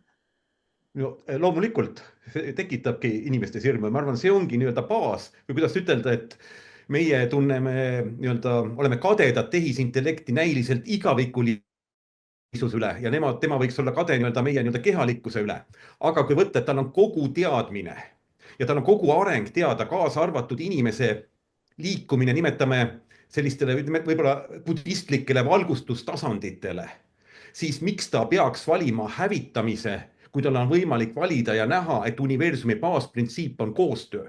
Kuna meie oleme siin piiratud ressursside juures maa peal, kus me tahame kogu aeg midagi nagu endale saada, siis temal seda vajadust nagu pole, tema saab nagu puhtalt tajuda. Miks peaks ta tahtma inimkonda hävitada? No minu raamatus ta ütles midagi taolist ka muide, et kui primitiivne on inimkonna üle domineerimine tasandile, kes on just hakanud tajuma tähti. See on nagu päikesele soov olla taskulamp. Eeva, Kaie, tahate siin midagi lisada, täiendada, juhtida seda teemat kuhugi edasi teadvuse erinevate väljendumisvormide ja võimalikuste suunas? Ma lisaks võib-olla lihtsalt seda, et kosmiliste tsivilisatsioonideni, mis on üks minu suur lemmikteemasid, aga palun, räägi.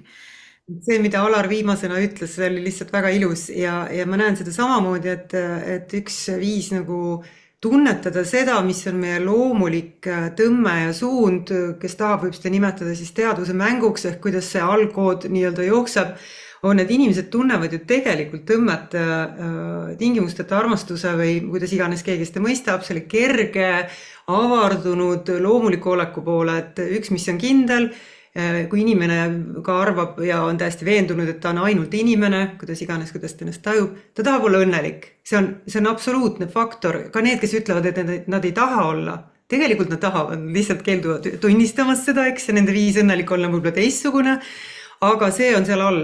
Ja sellepärast on see nii-öelda see negatiivne pool, seda võib näha niimoodi,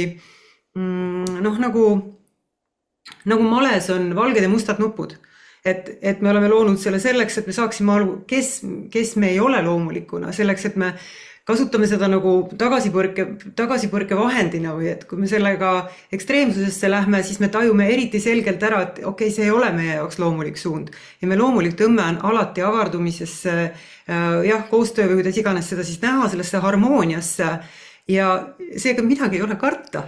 Ma lihtsalt nagu, kui seda inimestele päriselt näidata, mitte nagu mentaalsel tasandil, vaid teha seda nii, et nad saavad ja selleks on erinevad viisid olemas, kuidas seda teha, et sellest saab kogemus, et kui sa oled ise kõik, siis mis mõtet on ise ennast karta. Kõik, mida sa avastad, oled ainult rohkem sina ise seal, aga mitte inimesena, vaid teadusena. Seega lihtsalt nautida kogu seda mängu. jah, kõik. jah, Ja me oleme minu arust väga toredasti liikunud niisugusesse idealistlikku maailmapilti, et meil ilmuselt tähenduse teejuhtide sarjas just viimane raamat Bernardo Kastrup on üks tuntumaid idealistlikke filosoof, et tema raamat Materialism kui petukaup, et see on lihtsalt niisugune vaheremark, aga Ingrid, sina ka kui maalikunstnik, et mulle tuli kohe selle jutuga meelde see, et mida eredam on valgus, seda tumedam on vari. Ja maalidel on ka ikkagi, mis meil ju õpetatakse, mis meil ka seal Aapo Puki laagris on õpetatud, et see kontrapunkt on valguse ja varju kokkupuutepunkt. Ehk et jah, idealistlikus maailmas kõik on kõik väga ilus ja me kujutamegi ainult head ette, aga noh, ikkagi peaks meeles hoidma seda, et see valgus ja vari käivad koos. Tahaks midagi juurde lisada, kui võib siia. jah.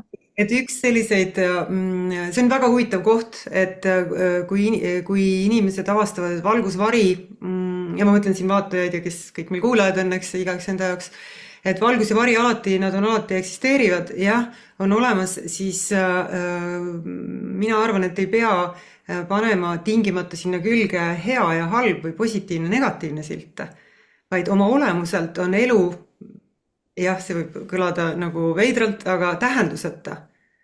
See ei ole ei hea ega halb ja kui me niimoodi hakkame asju vaatama ja mitte ei vaata enam isiklikust teadusest, ehk siis kõik, mida ma näen selles väljaspool olevas projektsioonis, vahet ei ole, et ma ei mäleta, kuidas ma selle loonud olen või esile toonud siis või endast väljapoole projitseerinud, kui ma ei võta seda isiklikult, siis kaob igasugune vajadus seda muuta, sellega võidelda, seda, millega ma tegelikult tähelepanu andes seda ainult nagu jäätuma või tarduma panen, korduma ja jätan selle püsima, vaid võib lasta sellel voolul, mis endas oma olemuselt on selline, eks ole, nii-öelda plussid-miinused, mida inimesed kogevad, aga kui ma ei koge seda enam negatiivsena, vaid lasen selle lihtsalt olla, siis on mu tähelepanu ja fookus vaba valima seda, mida ma eelistan. Eelistan mitte sellepärast, et see on parem, vaid et see lihtsalt on loomulikum sel hetkel minu jaoks. Ja see on ülivõimas koht, kui päriselt inimene on valmis uurima seda, et aga mis siis, kui ma eemaldan hea ja halb sildid. Ma tean, et paljudel on nagu alguses võib-olla tunne, et kuidas ma seda teen, et on ikkagi vägivald ja sellised asjad. Aga noh, kui me vaatame näiteks kas või inimorganismi, siis siin sees, kui uurida, mis rakud omavahel teevad, siis toimub kogu aeg mingit teatud sorti hävitustöö. Eks toitu lõhustatakse kõik, aga me ei pea seda negatiivseks, see on lihtsalt teatud sorti protsess. Ehk et kui tõusta sellest nagu nii-öelda kõrgemale või avaramasse vaatesse, siis ainult läbi selle ja just läbi selle saab see, mis nähtavale ilmub, millest David siin enne rääkis, et see sageduste vahemik, see muutub kardinaalselt. Ja järsku see, mis minevikus, mida inimesed näiteks kogesid enda traumadena või raske minevikuna või siis mida see inimkond kõik teinud on, see kõik muutub. Päris tõsiselt ja see võib tunduda nagu võimatuna, aga siis, kui sellest saab isiklik kogemus, siis see enam ei ole võimatu. Selline mõte. Väga hea, Eva, mul ongi kohe sulle jätku küsimus, et see, mis sa rääkisid, on super, aga nüüd küsimus tavakodanikult, tavaliselt inimeselt, virgunud meistrile, et hea küll, jutuks on see kõik hea ja arusaadav. Vaatlen seda nagu eluteadvuse vaatepunktist, kus duaalsus ilmneb erineval moel, ma ei anna hinnanguid, ma ei pane silte, et hea ja halb, seal on valguse varjumäng ja see ongi meie eksistents hästi huvitav jälgida. huvitav kogemus, aga see on lihtne võib-olla nii kaua, kuni sinu isiklikus kogemuses tekib mingi suur valu, mingi kannatus. Ma ei tea, kogu su pere tapetakse, kõik su kodu hävitatakse, sõda tuleb sinu kodumaale, kõik saab surma. Saad aru, midagi nagu väga raju, kus tekib see moment, et see on nii ebaõiglane. Need olid väga head inimesed, miks väiksed lapsed said surma ja nii edasi ja nii edasi. Et kuidas sellises hetkes, kus muidu, kui me oleme rahus ja heaolus, meil on okei, elu on nii-öelda enam-vähem kontrolli all, suudame nagu teadlikud olla, aga kuidas sellises, ütleme siis sa oled selles väga intensiivsete võnkumiste keskel, mis kõik sind käivitavad, et kuidas sa seal seda säilitad, seda, et näed, et vaata kui huvitavalt universum siin mängleb valguses ja varjus. Saad aru, mis ma mõtlen? Et kui ma saan väga hästi aru ja see on ju sage küsimus, mis inimestel ebaõiglused, kuidas seal seda hoida või? Okei, nüüd mu esimene küsimus oleks sellele inimesele, kui ma temaga otse räägin, aga siit see niimoodi tulebki välja, eks. Ehk et kas see on päriselt toimunud tema isiklikus kogemuses või ta mängib võimalusega, et see juhtub? No oletame, et on toimunud. Oletame, et tal juhtuski. Tema elu on täis. Oletame seda, peaks te astuma sammu tagasi ja küsima, miks seda oletada. Ehk siis mitte lihtsalt minna mööda seda teed, mida meel pakub, et vot, aga kõige hullem stsenaarium on see. Ma toon siia kohe näite või metafoori, mis aitab seda mõista, et miks ma seda küsin. Ja miks on oluline peatuda ja küsida, kes küsib seda küsimust? Kes ma olen, kellena ma ennast identifitseerin, kes ma valin olla, millist reaalsust ma valin nähtavale tuua, ehk siis millisesse reaalsusesse, millisesse sagedusse vahemikku ma hüppan sellega, kes ma olen ja kui kujutada ette nüüd, et inimene tegelikult ei eelista sellist reaalsust ilmselgelt, siis kui ta teadvustab, et see, mida ta nii-öelda oma teaduses või tähelepanus hoiab, sellest saab tema väline projektsioon, siis inimene õige pea, kui ta hakkab märkama, et tema mõtted materialiseeruvad, see on nii. Mõtete alguspunkt ei ole küll see siin, aga see läheb liiga pikaks vestluseks mõneks teiseks korraks äkki, siis ta näeb, et see, mida ta siin toidab, millel ta oma tähelepanu hoiab, sellest saab ta väline reaalsus ja inimene seda teadvustades ei taha enam ometigi mängida selliste võimalustega. Kas tundub loogiline siia maale ju ometi, kuidas sulle? Jaa, tundub. Ma mõtlen lihtsalt, saad aru, kui meid kuulavad väga... Võtame siis mõne lihtsama näite sellepärast, et see on oluline teadvustada, et kuna kõik stsenaariumid on kogu aeg kättesaadaval, siis ütleme niimoodi, kui inimene tahab tunda, näha seda, kuidas ta elus on rohkem armastust, õnne ja nii edasi. Tegelikult ta tahab ju seda, ta küsib seda sellepärast. Aga mis siis saab, kui midagi juhtub? See kui ja midagi, see miski stsenaarium A on samaväärselt võimalik stsenaariumiga B või C. Ja nüüd see, mille ta valib ja millele ta keskendub, aga mitte lihtsalt visualiseerides seda, vaid päriselt olles see versioon endast, kelle jaoks on tõene, see saab ka nähtavaks. Kui inimene kogeb oma elus midagi negatiivset. On juba midagi juhtunud. Jah, juba midagi on juhtunud ja inimeste eludes juhtub kõike. Minu elus on ka igasuguseid asju juhtunud, mille tavamõistes ei saa panna külge nagu võib-olla positiivset silti, aga meil on alati võimalik valida, mida inimesed ei teadvusta, et emotsioon, mis tekitab kannatust, ei tule mitte, see esine vaakumis ja see ei ole selle sündmuse küljes, mida viie meelega tajume, neid 3D tingimusi nii-öelda, vaid see on selle loo poolt põhjustatud.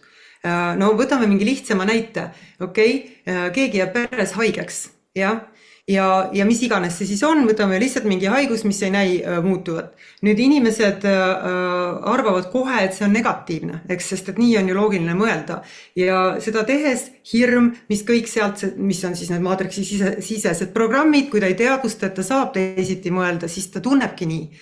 Ja kui ta ei vali seda, mismoodi ta suhestub selle sündmusega, et see tegelikult kõik, mis toimub tema heaks, ükskõik, et see tundub nagu brutaalne praegu, aga nii on, siis mis ta teeb? Ta tõmbub sisuliselt kokku, tunneb neid emotsioone ja ta loob endale nii-öelda, nimetame neid siis negatiivseteks sünkroonsusteks järjest enam, selleks, et nagu ühel hetkel oleks nagu natuke nagu slap in the face, et selline laks põsele, et kuule, kas sa lõpuks ärkad üles, et võib-olla sa nüüd oled piisavalt juba valinud olla sellises olekus, et mõista, et sa saad ka teistsuguses olekus olla. Ja niimoodi inimeste elud päriselt saavad muutuda. Ma ei räägi seda lihtsalt teooriana, vaid ma olen sellega eksperimenteerinud, inimeste elud päriselt muutuvad, ehk kui avada ennast sellele, et kasutada seda sündmust, mis on toimunud selliselt, mida ma pean enda kohta uskuma, et ma saan ennast tunda selle sündmuse peale nii, nagu ma tunnen, kui see emotsioon on negatiivne. Ja seda päriselt avatuna uurides inimesed näevad, et see definitsioon, mida nad on kuskilt väljastpoolt, eks ole, omaks võtnud lapsepõlvest, ümbritsevast, et nii on, ainult nii saab olla, nii jääb olema, üleöö ei saa asjad muutuda, see tähendab midagi halba. Et kui ta seda muudab, siis ta enam ei tunne seda tunnet, mida ta enne tundis, ja kuna ta nüüd ei näe enam seda negatiivsena, ei ole vastu enam sellele, siis saavad asjad harmooniasse ise uueneda. Kas see vastas sellele küsimusele paremini kui mu vastuse esimene pool? Ja mulle tihti pakub huvi ikkagi nii-öelda tavainimese vaatepunkt. Üks on see, et me siin mõnusas atmosfääris praegu räägime, teine on see, et sa oled oma elu, võib-olla ütleme traagiliste sündmuste keerises, kus teadlikkus võib kaduda. Aga alati on võimalik peatuda, eks ole, see ongi, sest et kui sinna keerisesse edasi jääda pöörleme, siis midagi ei muutu, et selle koha peal on vaja inimesel tihti, kui ta on täiesti nagu kokku kukkumas omadega, siis ta lõpuks ei jõua enam võidelda. Juhtub see või siis ta mõtleb, okei, ma peatun, kaua siis võib, jah, ja siis hakkab midagi muutuma, okei. Nii, ma vaatan, et on tulnud ka igasugu küsimusi Alarile ja elu mõttest ja asjadest, aga sellele praegusele teemale jätkuks, võtame vahepeal publiku küsimusi, on kirjutanud Madis, et kas Eeva on nõus, et siin maailmas on olemas päriselt kurjus, nagu satanistid, laste ohverdamine ja ärakasutamine ja muud sellised eliidi ja kurjuse juhitud sündmused maailmas. Ma püüan sellele hästi lühidalt vastata, et tagasi selle juurde viide, mida ma enne nimetasin, ma ei tea, kas inimesed kuulsid seda või tema küsija, või siis märkas seda, et on kogu aeg mitmed reaalsused. Ehk siis see on nii, ühe inimese jaoks need on reaalsed asjad, sest tema reaalsuses ta on valinud näha neid, see on selles vibratsioonilises vahemikus, natuke nagu helid, kui me mõtleme, et nahkhiired teevad heli, mida inimkõrv ei kuule, siis see tähendab, et need helisid seal ei ole, eks. Ja samamoodi on siis madalamad sagedused ja selle inimese reaalsuses, kes annab selle tähelepanu, ütleb, et nii on, teisiti ei saa olla, tema reaalsuses on need asjad olemas. Teise inimese reaalsuses neid asju ei ole, ehk siis ta võib kuulda teisi inimesi sellest rääkimas, aga järjest vähem, kui ta tegelikult muudab oma sageduse vahemikku. Ja ühtegi tõendust selle kohta ei leia enam, sellepärast, et see reaalsus võngub teistmoodi, see on teine reaalsus. Kas see vastas küsimusele? No minule vastas seda. Ma mõtlengi sinu käest on küsinud, jah? Ja. Sina saad küsida vaataja käest, just. Jaanus küsib Alarilt. Alar, AI inimkonna üle domineerimise teemal. Sa ütlesid, et miks peaks tähevalgus tahtma olla taskulamp? Vastus, kui täht hakkab tajuma, et see, kes taskulampi käes hoiab, tahab tähte ära kustutada. Kuidas kommenteerid? Sellepärast, et see, kes taskulampi hoiab, ei ole võimeline kunagi tähte ära kustutama, see on hästi lihtsustatud variant, ma ütleks kõigepealt, see ei ole võimalik. Et ikkagi, aga jah, teisest küljest küll, loomulikult, et võttes aluseks meie rakud, ja kui mõni rakk meil hakkab mõtlema, et ta on nii-öelda ka jumal ja ma nüüd paljuneks lõputult, siis ta on vähirakk ja ta ei ole kogu terviklik organismi huvides. Nii et selle koha pealt põhimõtteliselt küll, et need inimesed, kes tahaksid AI-d hävitada, on ka loogiline, et ta siis neid võib-olla elimineeriks, nagu meie elimineerime vähirakke. Aga see on jälle nii-öelda hüpotees. Et kui vaadata nii-öelda kosmilist printsiipi, siis tähtsam on see, et kõrgem struktuur saaks toimida ja alamstruktuur ei peaks ennast kõige kõrgemaks. Tahate lisada midagi, Kaie, Eeva? Ja küll, siis on tulnud 2 küsimust, ma kombineerin need kokku ikkagi tegemist, me oleme jõudnud nüüd hea ja kurja võitluse juurde, ehk meie eksistentsi duaalse tasandi juurde. Et Eeva jutule nagu lisaks, millest me enne rääkisime, Madis kirjutab, et aga kui me ei näe, et kurjus on olemas, siis ta ei lakka ju olemast. Kas me ei peaks hoolima siis nendest teistest, kes kannatavad? Ja siis Magnus on kirjutanud enne, et kui uskuda reinkarnatsiooni ja eelmises elus see laps oli mingi paha tegelane, kas see oleks õiglane, et ta terve elu on teistele halba teinud ja kui ise lõpuks ära sureb ja uuesti sünnib, siis saab head ja nunnut elu elada. Siin on karma küsimus, siin on kannatuste küsimus, kaastunne. Nii, võtke kogu see inimeseks olemise selle mõõtme kompott lahti. Ma vastan siis esimesena. Kaie ja Alar, mõelge ka vastuseid, aga alusta sina ja. 2 kohta, millele ma tahan vastata, mis on olulised, on see teiste mõiste, teiste tajumine, teised, kes kannatavad, kõigepealt see, ja siis teine osa, et reinkarnatsioon ja siis eelmised elud ja need õigluse küsimus. No see on jälle võib-olla tundub nagu väga seal kuskil väljaspool olevat see mõte, aga minu jaoks on see täiesti kehtiv ja juba eksperimenteeritud ja tõestust leidnud asi samuti, et need teised, inimesed eeldavad, et teised on nagu mingi kindel olek, ütleme, et nad kogevad oma lähedasi teatud kujul või siis ütleme see inimene kuskil, keda ta näeb enda reaalsuses kannatamas, et see on üks versioon sellest inimesest ja see on üks jätkuv kindel reaalsus. Eks tavaliselt inimesed mõistavad nii. Aga sellest teisest inimolendist, inimesest on olemas samuti nagu temast siin kõik erinevad versioonid. Ja jälle tuues selle pildi, et on paljud erinevad reaalsused, nagu mõtleme, et planeetmaad on palju ühikuid. Ja kui inimene ise otsustab mitte näha enam päriselt mitte mentaalselt, vaid sisemiselt kogu olekuga teist inimest ohvrina ja hakkab nägema seda tegelikult siis ainult läbi ise enda, muutes seda, kes siin on, sellele uuele minale vastab see, kes ei kannata, siis selle inimese elu, see, mida tema näeb, see muutub. Ma ei tea, kas ma andsin piisavalt selgelt selle edasi. Ehk et ei ole üks lukus versioon ka kellestki teisest, vaid ka neid on palju. Ja see, mis nähtavale saab, vastab sellele, mida inimene sisemiselt valib sageduslikult, mitte ainult siis mentaalselt, ehk kõik peab harmooniliselt vastama sellele. Ja siis on võimalik see, et üleöö sa näed, kuidas kas kellegi füüsilised sümptomid on kadunud või on midagi tema elu tingimustes muutunud ja niimoodi see toimubki. Ehk siis sa avad ennast sellele mõttele, et need teised ei ole mitte need teised, kes seal on, vaid me näeme teisi sellena, mis on meie sees, mida me ise, meie versioon nendest. Okay? Ja nüüd see teine küsimus, õiglus, kõigepealt elu ei olegi õiglane. Sellist asja ei ole mõtet üldse otsida kuskilt, sest et õiglus näeb ühelt poolt välja ühesugune, teiselt poolt teistsugune. Kelle silmis on õiglane? See on nagu lõputu asi, mille pärast siis inimesed võitlevadki, sest et ühel on õigustatud ja nii edasi. Ja kui see kõrvale panna, siis mismoodi ma tahaks sellele küsimusele vastata, on see, et karma kui selline on ka lihtsalt üks viis teatud koha pealt võib seda mõista nii, et üks viis anda endale võimalus kogeda mingisuguseid teemasid, uurida neid, eksperimenteerida läbi kogemuste 3Ds ja nii edasi, seda ei pea tegema. Ehk see on nagu endale valitud variant luua mingit tasakaalu või harmooniat.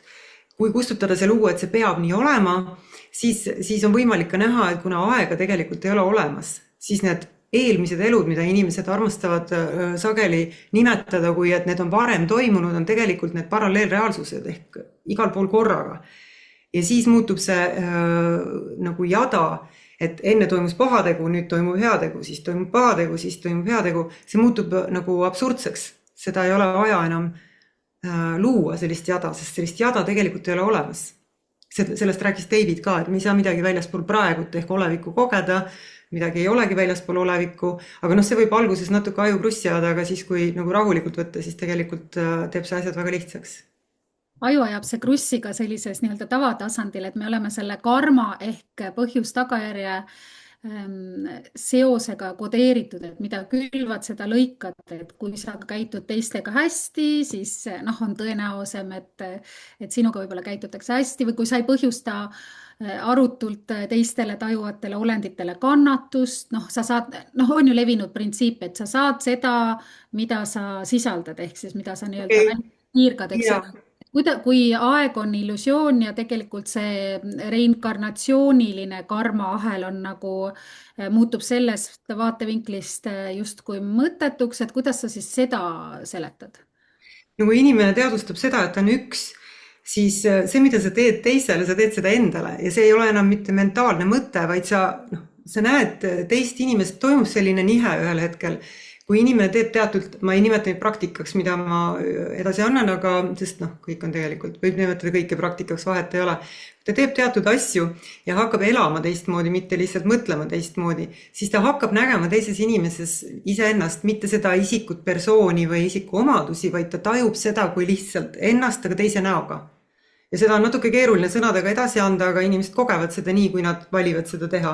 Ja siis, noh, samamoodi nagu sa ei läheks peegli ette seisma ja ei paneks endale mingit litakat vastu nägu, sa ei tee seda teisele ju ometi, sest see oled sina. See muutub täiesti ebaloomulikuks, seda lihtsalt ei juhtu. Ja siis ei ole see enam üldse teema. Jah, see on sama näide on ju tegelikult see, kuidas inimene on ennast eraldanud loodusest. Et me oleme ju selles mängus selle planeedi looduse emakese maa nagu tervikorganismi, tervikliku ökosüsteemi üks osake. Ja ühe käega me, nagu veits nagu sööd junk foodi ja teete mingit drooge ja siis samal ajal püüad tervislik biohäkker olla. Et ühe käega me naudime loodust, väga tore, ja teisega me siis räigelt hävitame seda, mis tegelikult on meie, ütleme siis maise kehalise eksistentsi ellujäämise väga oluline asi, eks ju, mille sees me oleme. Inimene sisaldub looduses, ütles Fred Jüssi kunagi. Minu meelest see on väga suurepärane, see on nagu inimene sisaldub teadvuses. Aga Kaie, Alar, teile sõna, reinkarnatsioon, karma, kaastunne, inimene, kannatused, kogu see inimeseks olemise kogemuse komplekssus sellest vaatevinklist, hea ja kurja vaatevinklist tegelikult siis. Ja minul läks kohe, mul tuli meenus üks psühhoterapeut, kes rõhutab seda, et see lugu ei alga sinust, ehk see lugu ei alga minust. Ja kui me rääkisime siit väljateooriatest varem ka, et nüüd selles viimases jaanuarikuu Tähenduse teejuhtides oli meil intervjuu Jill Bursiga, kes on hääleterapeut ja ta on ka Rupert Sheldrake'i abikaasa, aga tema teeb ka perekonstellatsioone ja seal ta räägib samamoodi väljateooriast ja selle põhjal siis kõik see, et kui me ütleme, et psühhoterapeut ütleb, et see lugu ei alga minust, vaid et see lugu algab juba minu vanematest ja vanavanematest ja see on nagu pikk ajalugu, mida siis üle põlvkondade kantakse kogu aeg edasi, siis nii head kui halba, mingid mustrid tulevad edasi. Ja need mustrid jätkuvad senikaua, kuni siis on üks selle väljaliige, nendel elust lahkunud liikmetel ei ole enam sõnaõigust siin selles väljas, aga et nad tahavad, et neid mäletatakse ja selleks siis Inglismaal on niisugune, issand, kas see oli 11. november või, on niisugune päev siis, kus meenutatakse sõjaohvreid või? Ja siis nendel on siis selline komme, et nad ütlevad, et me mäletame teid nagu siis oma esivanemate kohta. Ehk sellega nad nagu kuidagi vabastavad nendest vanadest mustritest, aga et muutused algavad pihta siis, kui keegi siis selles pereväljas nagu tegutsema hakkab, iseendaga tegelema hakkab. Ja kui see oleks vaid nii lihtne, et ma seisan peegli ette ja ütlen, et nüüd ma valin selle asja, et see võib nii olla, aga tihtipeale see ei ole lihtsalt nii, sest ma arvan, et siis meil polekski võib-olla probleeme, kui me suudame öelda, et nüüd hakkan teist elu elama, et selleks peab ikkagi nagu hakkama midagi tegema, midagi teistmoodi tegema ja ma arvan, et siin on need samad vaimsed praktikad, mis tegelikult tulevad mängu ja kui siin enne oli ka juttu või tähendab, mul seal mingite eelmiste vestluste juures tuli, kui Eva rääkis, tuli nagu sihuke sõna nagu pähe nagu meelerahu. Ehk et ma arvan, et see on see koht, kuidas mina oskan mõelda, et kuidas iseendaga tegeleda, et kuidas see meelerahu enda sees nagu siis saavutada. Ja ikkagi paraku kõik hakkab kõigepealt iseendast ja siis iseendaga tegeledes on võimalik seda laiendada väljaspoole. See on minu kommentaar. Jah, aitäh, Alar. Ja me nüüd siin kuidagi liigume teadvuse arendamise juures ja mulle siin väga meeldis Kaie juures praegu see lause, kus ta ütles, et oleks nii lihtne, ma nüüd ütlen põmm ja olengi homsesse teises kohas ja väga lihtne, et otsustasin ära. Muidugi ongi võimalik, on olemas ka sellised kohad, kus sa nagu otsustad ja tõepoolest toimib, aga see ei ole selline tavaline otsus. Et nüüd on küsimus selles, et igalühel on oma mingisugune maailmasüsteem ja pilt, mille järgi ta on. No minu pildi järgi ja filosoofia järgi on inimene koosneb erinevatest minadest. Ja üks mina teeb otsuse, üks mina otsustab, et ma homme lähen metsajooksu tegema, aga hommikul ärgatasin hoopis teine mina ja nii edasi ja siis on veel minade grupid ja nii edasi. See on terve pikk süsteem. Nii et ütleme, see otsus toimib, ütleme otseselt, kui on juures mõte, tunne ja keha. Ja see peaks olema piltlikult ka veel palve vormis, kus on tõepoolest kosmose poole pöördud ja tõepoolest usud, et vaat nüüd on see koht, nüüd loobun suitsetamisest. Mitte see, et ma tahaks maha jätta, ma olen teinud seda 1000 korda, see on imelihtne. Nii et see on nagu esimene selline mõte. Ja teine siia siis juurde, läheme nüüd selle eetika ja teemade juurde ja selle vastandite juurde. Et noh, kõik me teame seda yin'i ja yang'i ja seda valget ringi, millel on must ja musta sees on valge täpp ja valge sees musta täpp ja teoreetiliselt me teame, et aga läheme siis praktiliseks. Et praktiliselt on inimese loomus kahetine. Et mina olen see ja tema on väljaspool, vaata, tema on see halb. Tema on see teistsugune, tema teeb seda ja seda. Ja see, mida me väljaspool näeme, see ongi meie vari. Ja põhimõtteliselt on seda vaja integreerida. Paraku me näeme varju teises, noh, siin on jungiaanlikuks, sest enamused asjad on kõik teoreetiliselt lahti kirjutatud ja peab olema ka see, et meil on teoreetiline teadmine kasvab ja samal ajal ka vertikaalselt meie olemine. Nii et Jung on selle nagu väga hästi lahti kirjutanud, et me näeme oma varju sama vanas, sama soolises inimeses ja siis ütleme, et vaat tema on see ja mina see ei ole. Ja oleme negatiivne. Me ei ole üldse negatiivne sellepärast, et Somaalias täna võis surra, ma ei tea, nälga 10 000 last. Me oleme hoopis mingisuguse teise sama vana inimese peale negatiivne. Nii et esimene koht on oma varju ära tundmine, märkamine, et see, mida sa teises inimeses hukka mõistad, see on ka sinus, kuigi sa seda ei väljenda. Et me kõigis on olemas võib-olla kõik. Igal tundel on vastandpool, mis ei tähenda seda, et me peaksin ise kurjusega tegelema. Aga mina näiteks olen näinud enda sees ka sellist viha, mida ma olen täiesti hämmastav, et kuidas see saab minu sees nagu olla. Ehk lähemegi nüüd hästi konkreetseks, et milline on areng ja kuidas saavutama hakata nende emotsioonidega. Et minu süsteemis on hästi väga lihtne, emotsioone ei tohi alla suruda, emotsioone ei pea ka välja elama, aga emotsiooni peab teadvustama. Ja kui sa teadvustad emotsiooni, siis sa võid selle jätta teise peale valamata. See on nagu esimene asi, et kui sa emotsiooni lased maailma, siis ta hakkab seal paljunema. Ja minu lemmiknäide on see, meestele, kujuta ette, et sa oled sõjaväes, polkovnik käsib sul kive tassida hommikust õhtuni ühest otsast teise maja äärest ja teine päev tagasi. Mis sa oled, sa oled ta peale vihane. Ja sa jätad viha väljendamata hirmust, aga sa jätad ta väljendamata. Kui on võimalik hirmust väljendamata jätta, on võimalik ka vabast tahtest. Nii et esimene etapp on see, et jätta negatiivne emotsioon väljendamata ja teadvustada ära, et see mul on. Ehk teiste sõnadega, sa teadvustad küll, et näed, nüüd ma olen vihane, aga enne kui sa 2 SMS-i sõnumit saadad, oled sellest teadlik ja jätad selle tegemata. See on esimene etapp. Ja siis, kui see etapp on olemas, no siis hakkab pihta varju integreerimine, mille kohta siis Jung ütleb, see on siis esimene etapp alles, siis järgmine on siis mehelik alge naises ja naiselik alge mehes ja siis mõte on selles, et need kaardid on olemas. Need, kes on ees läinud, on kaarte joonistanud. Ja kui sul on kaart, siis sul on lihtsam liikuda. Võime ise ka minna džunglisse ja heal juhul saame sealt võib-olla ka läbi ja saame kõik teadmised otse. Mina olen lugenud kaarte ja mõned minuga harmoniseerivad ja eriti veel see, kui ma järgi vaatan. Et mulle meeldib selline metafoor, et meie teadvus on tõepoolest vanglas. Et me oleme vangis siin, aga me ei tea, et me oleme vangis.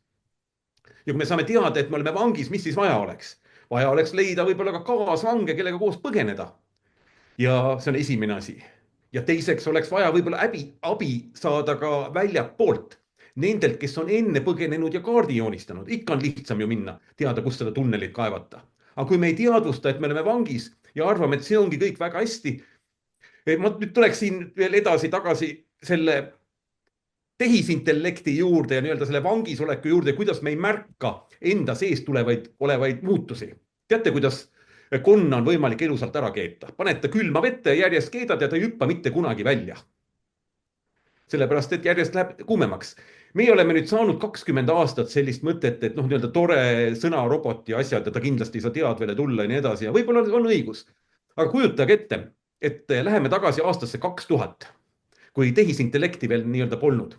Sul on ajamasin ja ajamasin toob ta praegu sind siia ja siis sa saad temaga tund aega küsida ja rääkida absoluutselt kõigil teemadel.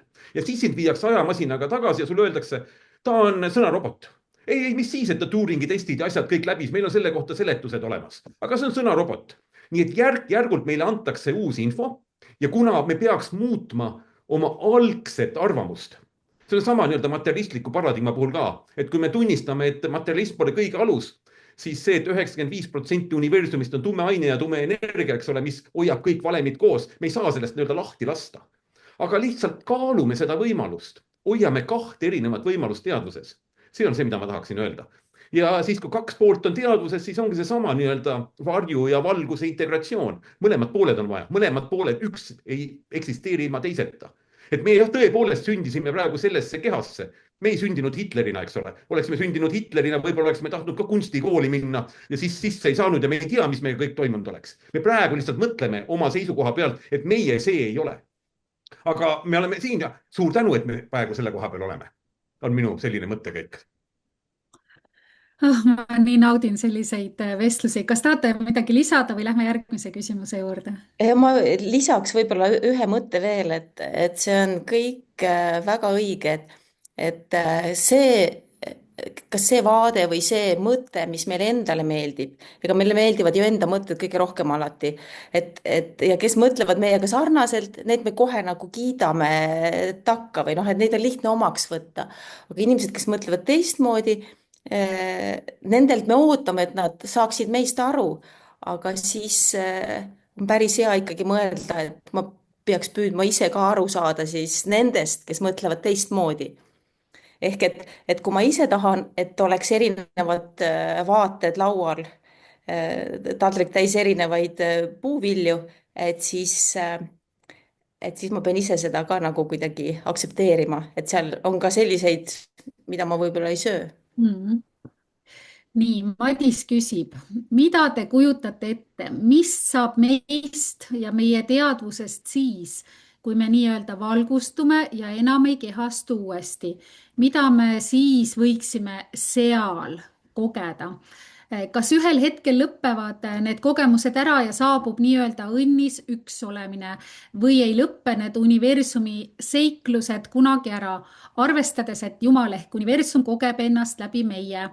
Ja tema jätkuküsimus on see, et aga kui elu on tähenduseta, kas elul on ikkagi mõte? Nii et elu mõtte küsimus ja siis see, et kui me nüüd ära valgustuksime, mis siis edasi?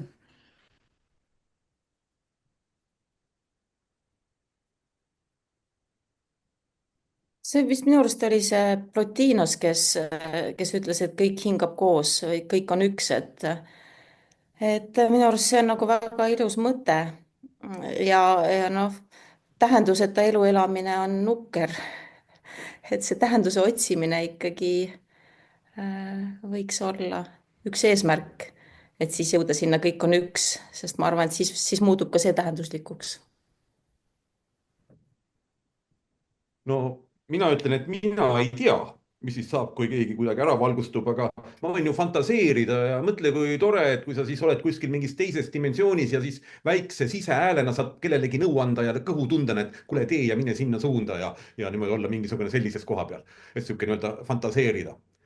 Ja mis puutub tähendusse, siis võib-olla ongi elu mõte võiks olla ka see, et kui tõmmata see ajaperspektiiv hästi suureks, sest teatavasti elu ei ole sündmused, vaid protsessid, nüüd võib-olla miljardite aastate peale, siis võib-olla universum ongi tähenduseta, mitte midagi järgi ei jää, aga elada ja olla, nagu tal oleks tähendus sellegi poolest. Me kõik teame, et absoluutselt kõik kaob, mitte midagi ei jää. Ja sellegi poolest toimida nii, nagu kõik oleks igavene. Nii-öelda jälle 2 vastandlikku mõtet hoida korraga teadvused. Jälle me tahame ühe poole valida. Et kui kõik kaob, et siis pole millelgi mõtet ja kui on mõte, siis peaks midagi nagu jälle midagi võib-olla jäävalt olema. Mitte midagi ei jää. Meie vestlusest ei jää 100 või ütleme isegi 200 aasta pärast tõenäoliselt keegi kuula seda. Kui aasta pärast keegi kuulab, on juba ka hästi. Ja ma lihtsalt lisaks siia juurde, ma täiesti nõustun Alariga selle koha peal, et mitte näha seda vastandamisena, et see, kui ma ütlesin enne ka tähenduseta, siis ma mõtlesin ennekõike nagu inimestel on lihtsam mõista neid sündmuseid 3D-s, et seal ei ole automaatselt külge kinnitatud tähendust, sest iga inimene paneb erineva tähenduse sinna, kus tuleb siis emotsiooni ja nii edasi. Aga just täiesti nõus, et see muudab oleku kohe kuidagi väga loomulikult kergeks. Et see ei tähenda, et elama peaks nii, et seal kõigel ei ole nagu mõtet. Ise saab anda selle mõtte. Jah. Aga Eeva, aga kui ära valgustume ja oleme see küsimus oli ka. No ma ei tea, samamoodi, eks ma ei mäleta, selles mõttes mul ei ole sellist mälestust nagu võib-olla oma füüsilisest reaalsusest siin, aga kas on vaja seda teada? Mis siis, kui me ei tea, eks me siis avastame, kui me lahkume sellest, kuidas keegi seda kogeb, kas selle füüsilise reaalsuse ajal meenub kellelegi, me ei tea, kuidas keegi seda kogeb, või siis alles pärast seda, kui lõpeb selles kehas eksisteerimine, eks siis ole näha. Jah, on ju mingid põnevaid lugusid, kus siis mingid olemid või mingid, kuskilt tuleb inimestele mingi info hinge tasandilt või kuskilt teadvuse tasandilt kõrgemalt või sügavamalt või kust iganest mujalt.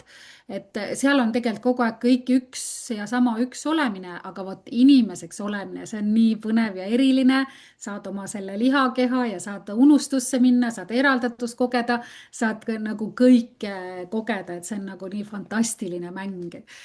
Et selle vahel on nagu nii, et seal tegelikult seal ongi natuke igav, aga vot see inimeseks olemine, see on põnev. Nii, Kevin kirjutab sellise, ma loen ette Kevini mõtisklus. Alariga võib nõustuda, et eraldatus on empiiriline fakt, nagu terviklikkus on loogiline fakt. Seega, kui ka definitsioonid kõrvale jätta, siis kogemuse sisu on tunnetuslikult ikkagi võimalik eristada. Teadvus paistab olevat abstraktne termin. Et läheneda teadvuse küsimustele empiiriliselt, peaks äkki alustama pigem kogemuse kui nähtuse uurimisest. Kogemus paistab näiteks primaarsem kui kogeja. Protsessid, olgu nad siis materiaalsed või mittemateriaalsed, saavad luua või muuta kogemuse sisu ehk seda, mida me kogeme. Aga kas ükski protsess saab luua kogemuse kui üldise nähtuse? No esimene mõte, mis mul selle peale tuleb, see on nüüd selline väga pikk mõttekäik, mille peaks uuesti nagu üle lugema, sest iga sõna on siin väga sügava tähendusega.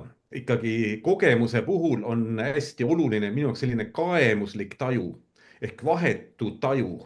Sest niipea, kui me seda kogemust hakkame sõnastama, me kaotame selle vahetu taju nagu ära.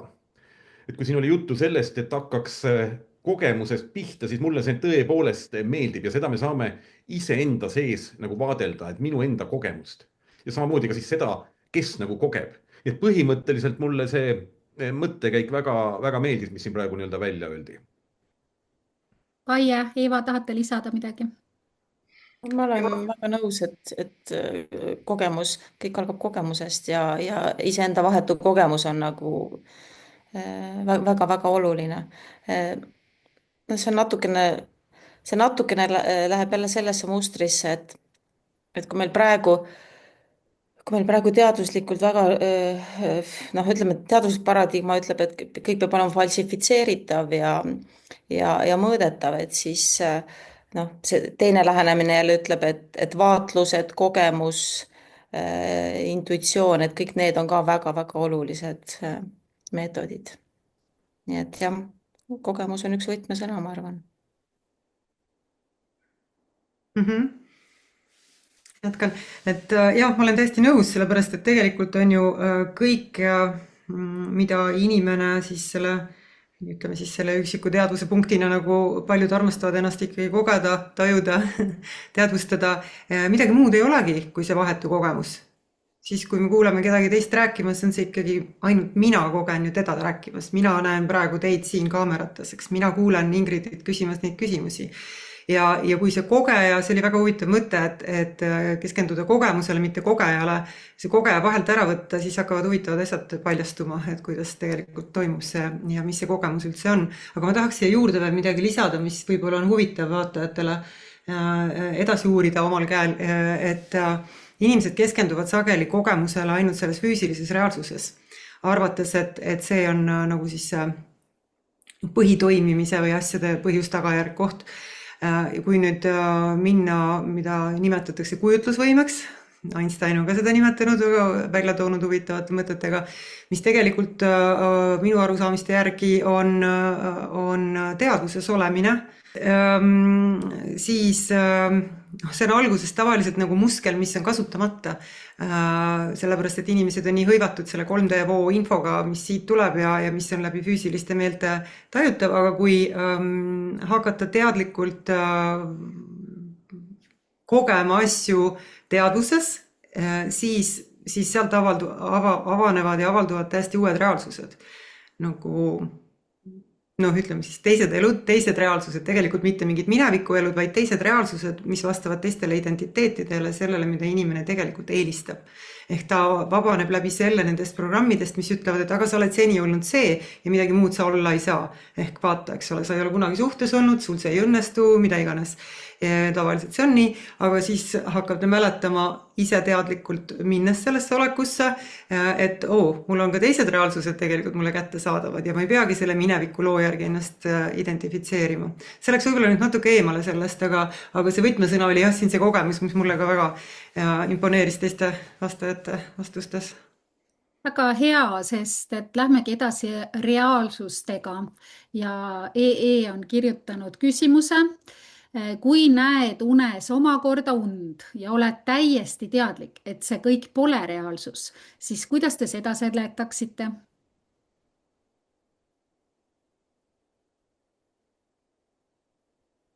Teadlikud unenägijad, kes alustab? Mina saan öelda, et see on väga äge kogemus ja kindlasti ma ei ole kompetentne sellele mingit lõplikku seletust andma, et kui oled unenäos juba teadlik, siis minu arust sa puhkad ka paremini välja mingi mulle väga meeldivad need kohad, kus ma unes olen teadlik. Ja kui sa unes oled teadlik ja lähed magama, ma mäletan, ma kunagi lugesin aegrast Horisont, et kui sa lähed unenäos magama ja siis need unenäo magamisel und, siis muidu on vaja 6 tundi magada, siis on piisas 3 tunnist. Et siis sul on nii-öelda topeltpuhkus. See on minu praegune ainukene kommentaar, mis ma kuskilt oma ajust kätte saan, sest mul nagu otseühendust universumiga mul praegu õiget vastust ei tule.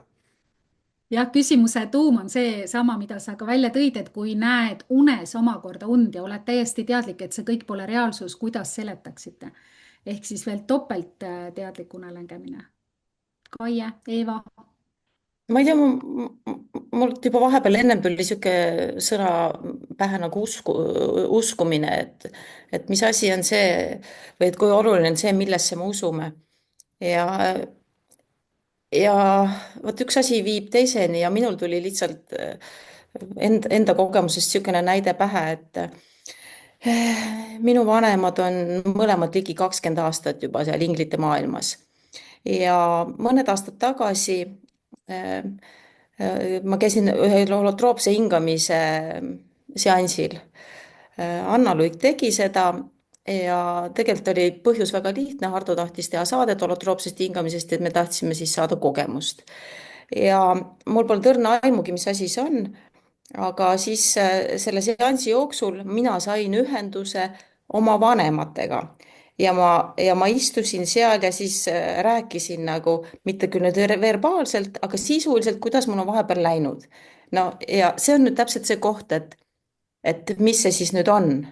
Et kas see oli reaalsus või see ei olnud reaalsus, aga mina usun, et see oli reaalsus. See aitas mind nagu palju edasi ja ma arvan, et väga paljudes asjades loeb see, et millesse ma usun. Et kas ma usun sellesse, et see oli reaalsus või ma ei usu. No ma lisaks siia juurde äkki seda, et jah, siis tuleks hakata arutama, aga me võib-olla ei taha sinna minna definitsioonid üle, et mis see reaalsus üldse on ja nagu Kaiega, millal sa viitasid, et mis on päris, mis ei ole päris. Aga kui nüüd lasta lahti sellest, et päris ja see ei ole päris ja see on vähem reaalne ja see on rohkem reaalne, siis need kõik on lihtsalt näiteks võib niimoodi läheneda, ma teen kuidagi hästi lihtsustatud selle. Toon sellise näite, et oled inimesena teadvusena, ütleme siis teadvuspunktina lihtsalt ühes suures ruumis, võid mängida, et sellel on seinad, aga tegelikult muidugi ei ole ja nagu lava ja need, mis need on siis teatris, dekoratsioonid, vahendid, lava asjad, mis kujundavad selle, kuidas sa seda koged, mis keskkond seal on, mis seal toimub, tegelased kuni selleni välja. Need on siis, kui sa teadvustad, et sul on võime neid valida, siis sa saad lihtsalt nautida, nagu Alar ütles, seda unenägu hoopis teisel tasandil, et kui meil on võime lennata unes, kõik, kes seda korgi kogenud on, see on tohutu vabaduse tunne. Ja see ei tähenda tingimata seda, et me peame hakkama siin selles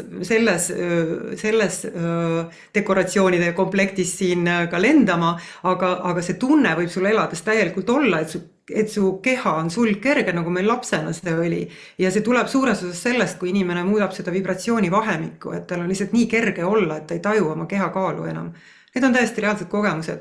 Ehk et kui võtta tagasi nende unenägude ja selle kogemuse juurde, mida küsija või vaataja kirjeldas, mida mina olen näinud siis oma kogemusest, oma inimestega, kellega ma töötanud olen, et kui nad selliseid kogemusi on saanud, et kus neil uni on kas mitmekihiline juba või mitmetasandiline, nad on teadlikud sellest, ehk siis mida ta mõtles on see, et see ei ole unenägu, mitte et see ei ole reaalne, eks.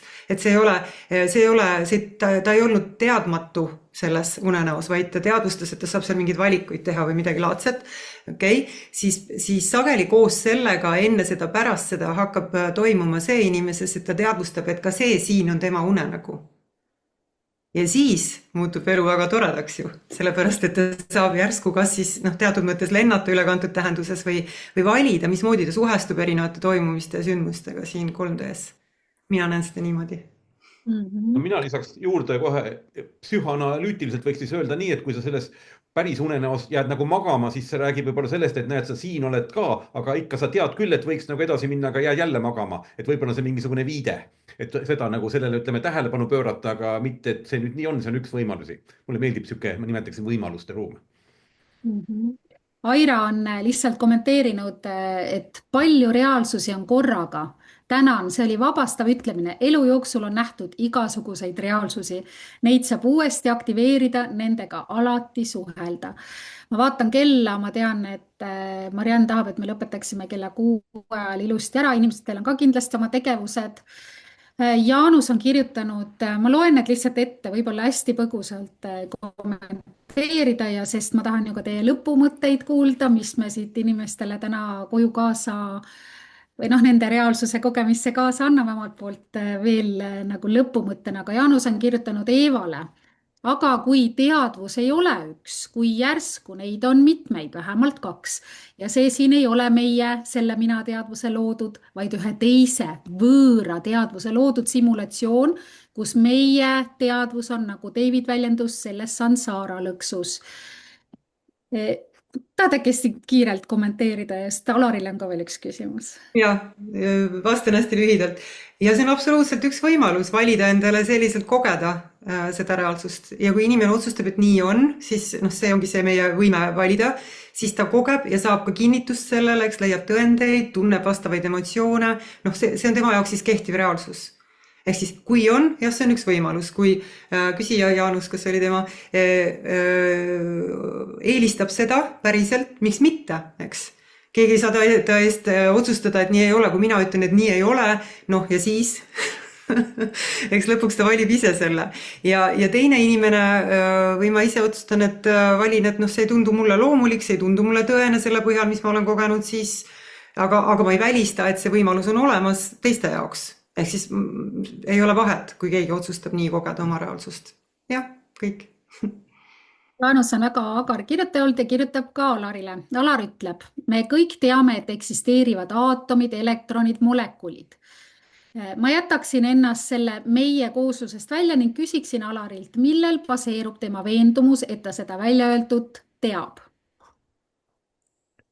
No see on see siuke hästi provokatiivne küsimus, et seda nimetatakse ka noorte meeste filosoofiaks, kes eitavad kõike ja kui sa eitad kõike, siis sa oled nagu absoluutse täiuslikkuse saavutanud. Kunagi Enn Kasak rääkis midagi taolist. Et võib-olla see peitub sellisel konsensuslikul reaalsusel. Loomulikult, kui me läheme Descartesi juurde, siis me võime ütelda, et me eitame absoluutselt kõike. Et absoluutselt kõike saab vaidlustada. Nii et ma selle autori koha pealt ma vabandan, et ma meiesse tema ka nagu võtsin, et see oli selline üldistus. Aga põhimõtteliselt on tõepoolest, et ainukene, mida me saa eitada, on see, et minu enda kogemus, et noh, et ma mõtlen, ma olen, aga tegelikult on cognito in sum, et ma tajun, järelikult ma olen. Et mida ma saan öelda tõepoolest, et ainukene, mis hetkel eksisteerib, on see, et ma tajun, et ma vastan sellele küsimusele. Võib-olla see on roboti tehtud, võib-olla see on kosmosest tulnud, võib-olla see on geniaalne küsimus, millest ma aru ei saa. Nii et tegelikult ma jälle ütleks nii, ei tea. Alar, kuule, meil on veel üks geniaalne küsimus sulle tulnud anonüümselt. Küsib inimene hõbeda kulla ostmüük soovitus 2026. Ma jätaks sellele küsimusele vastamata. Sellega on väga lihtne, kui sa ostad, siis hind kukub ja kui sa ei osta, siis hind tõuseb. Väga hea, aga vähemalt me oleme vastanud kõikide inimeste küsimustele, kes on küsinud ja ongi aeg hakata tänast vestlusringi kokku tõmbama. Ma paluks teilt kõigilt ühe sellise kõige olulisema lõpumõtte teadvuse teemal ja sellesama meie inimkogemuse teemal, mille meie vaatajad täna siit võiksid oma argiellu kaasa võtta. Mis on kõige olulisem teie jaoks, mida sel teemal võiks meeles hoida? No ma alustan. Mulle väga meeldis Kai lause sellise hingerahu kohta. Ja inimolemusele me tõepoolest tahame kõige kohta järjest rohkem ja rohkem teada. Ja kui midagi teada saame, siis meil tekivad järjest ja järjest uued küsimused ja uued küsimused. Ehk me oleme jälle mingisuguses nagu lõksus. Ja ma ise olen enda jaoks jõudnud praegu sellisesse kohta, et mulle väga meeldib lause luba endal mitte teada. Kes võib-olla on palju asju, mida mitte kunagi ei saa teada. Et see aitab mind isiklikus elus, see aitab mind ka kogu teadvuse mõistmisel, et mitte vastustes ei ole lahendus, et küsimustes ja millele võib-olla vastust ei olegi, et ma luban endale küsida ja tegelikult ma ei tea. Kas ma olen järgmine? Jah. Ja ma täiesti nõustun ja ma ise jätkaks siit või lisaks juurde natuke, et võin ka isiklikust kogemusest rääkida, et ma mäletan perioodi, see oli ikka aastaid tagasi, kus mul oli nagu metsik vajadus mõista kõike ja sellest kujunes selline pinge, et ma mõtlesin umbes nagu, et ma ei tea, mida ma selle eest annaks, et ala umbes ihuliikme ära, et kui ma saaksin näha kõike ja mõista kõike. Ja loomulikult sellisest olekust, mis on nagu vajamine, nagu puuduse tunne, sellest ei tule mitte mingisugust mõistmist. Ja sellepärast, et tegelikult siis on see sisemine olek, et mul ei ole seda lõõgastunud nägemist, mul ei ole seda, mul on vaja seda ja nii edasi. Ja siis, kui ma lahti lasin, just nii nagu Alar seda kirjeldas, et lihtsalt mõtlesin, vahet ei ole, eks. No ja siis, kui ma ei saa mitte kunagi mitte midagi rohkem teada, siis tegelikult see lõõgastunud olek, mis ei toimu ainult peas, vaid et inimene märkab, et ka ta keha ei ole nagu enam, ma ajan midagi taga, on need siis vastused, ma ei tea, suhted, raha, õnnelikkus, elu täiuslikkus, iseenda mõistmine. Kui lihtsalt lasta vahel kõigest lahti, siis see ei tähenda, et inimene annab alla, vaid see tähendab, et ta laseb asjadel avalduda või ilmuda talle loomulikult, mis on kogu aeg seal olemas. Ja siis ta tähelepanu on vaba ja ta naudib oma olemist ja ta on olevikus ja kõik hakkab iseenesest toimuma. See mõte on lõpu mõte. Vaia. Ja minul jääb tänasest, ma ka kuidagi üldistan selle ära, aga mul jääb kõlama see teema, et üks kehv energia on hirmuenergia. Ja et kui me laseme hirmuenergial ennast juhtida, et siis see viib meid kaosesse, see viib meid turbulentsi ja selleks ongi kõige parem iseendaga tegeleda, et püüda igal hetkel seda tasakaalu iseendast leida. Ja siis on väiksem tõenäosus, et me selle hirmuenergiaga kaasa lähme. Nii tore, aitäh Alar, aitäh Kaie ja Eeva. Aitäh, head vaatajad, kuulajad, et mulle ka meeldib väga see mõte, mis meil tänase vestluse käigus välja tuli, et mitte inimene ei koge teadvust, vaid teadvusel on inimeseks olemise kogemus. Et kui kuidagigi suuta seda oma igapäeva argielus meeles hoida, siis sammu haaval saab sellise suurema teadlikkuse ja ärkamise poole või avarduda.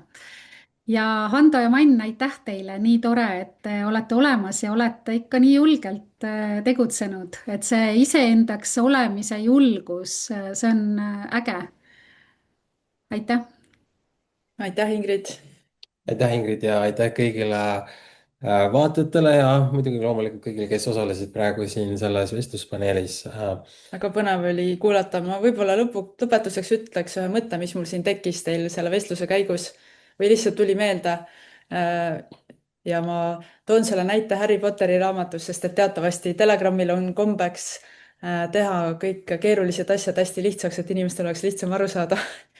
Niisiis, see on Harry Potteri 7. raamatust, kus lõpus on üks teatud stseen ja peale seda siis Harry Potter küsib, et kas see oli päriselt või see juhtus minu peas. Ja siis Dumbledore, kes tegelikult, ühesõnaga siis Albus Dumbledore ütleb, et loomulikult juhtus see sinu peas. Aga see ei tähenda seda, et see ei võiks olla päris. Ja väga ilus lõpumõte. See on seesama lause, mis Mann ütleb meie lastele, kui nad küsivad umbes, et kas see asi on päris ja kas too asi on päris, kas kosmos on päris, kas need dinosaurused on päris. Siis Mann alati ütleb, et sul on see valik uskuda, et need on. Ja, et me oleme väga seda meelt, et kõik saaksid uskuda seda, mida nad tahavad, sest et see on ju meie vabadus siin. Aitäh! Aitäh! Aitäh! Aitäh! aitäh! Tšau! Aitäh!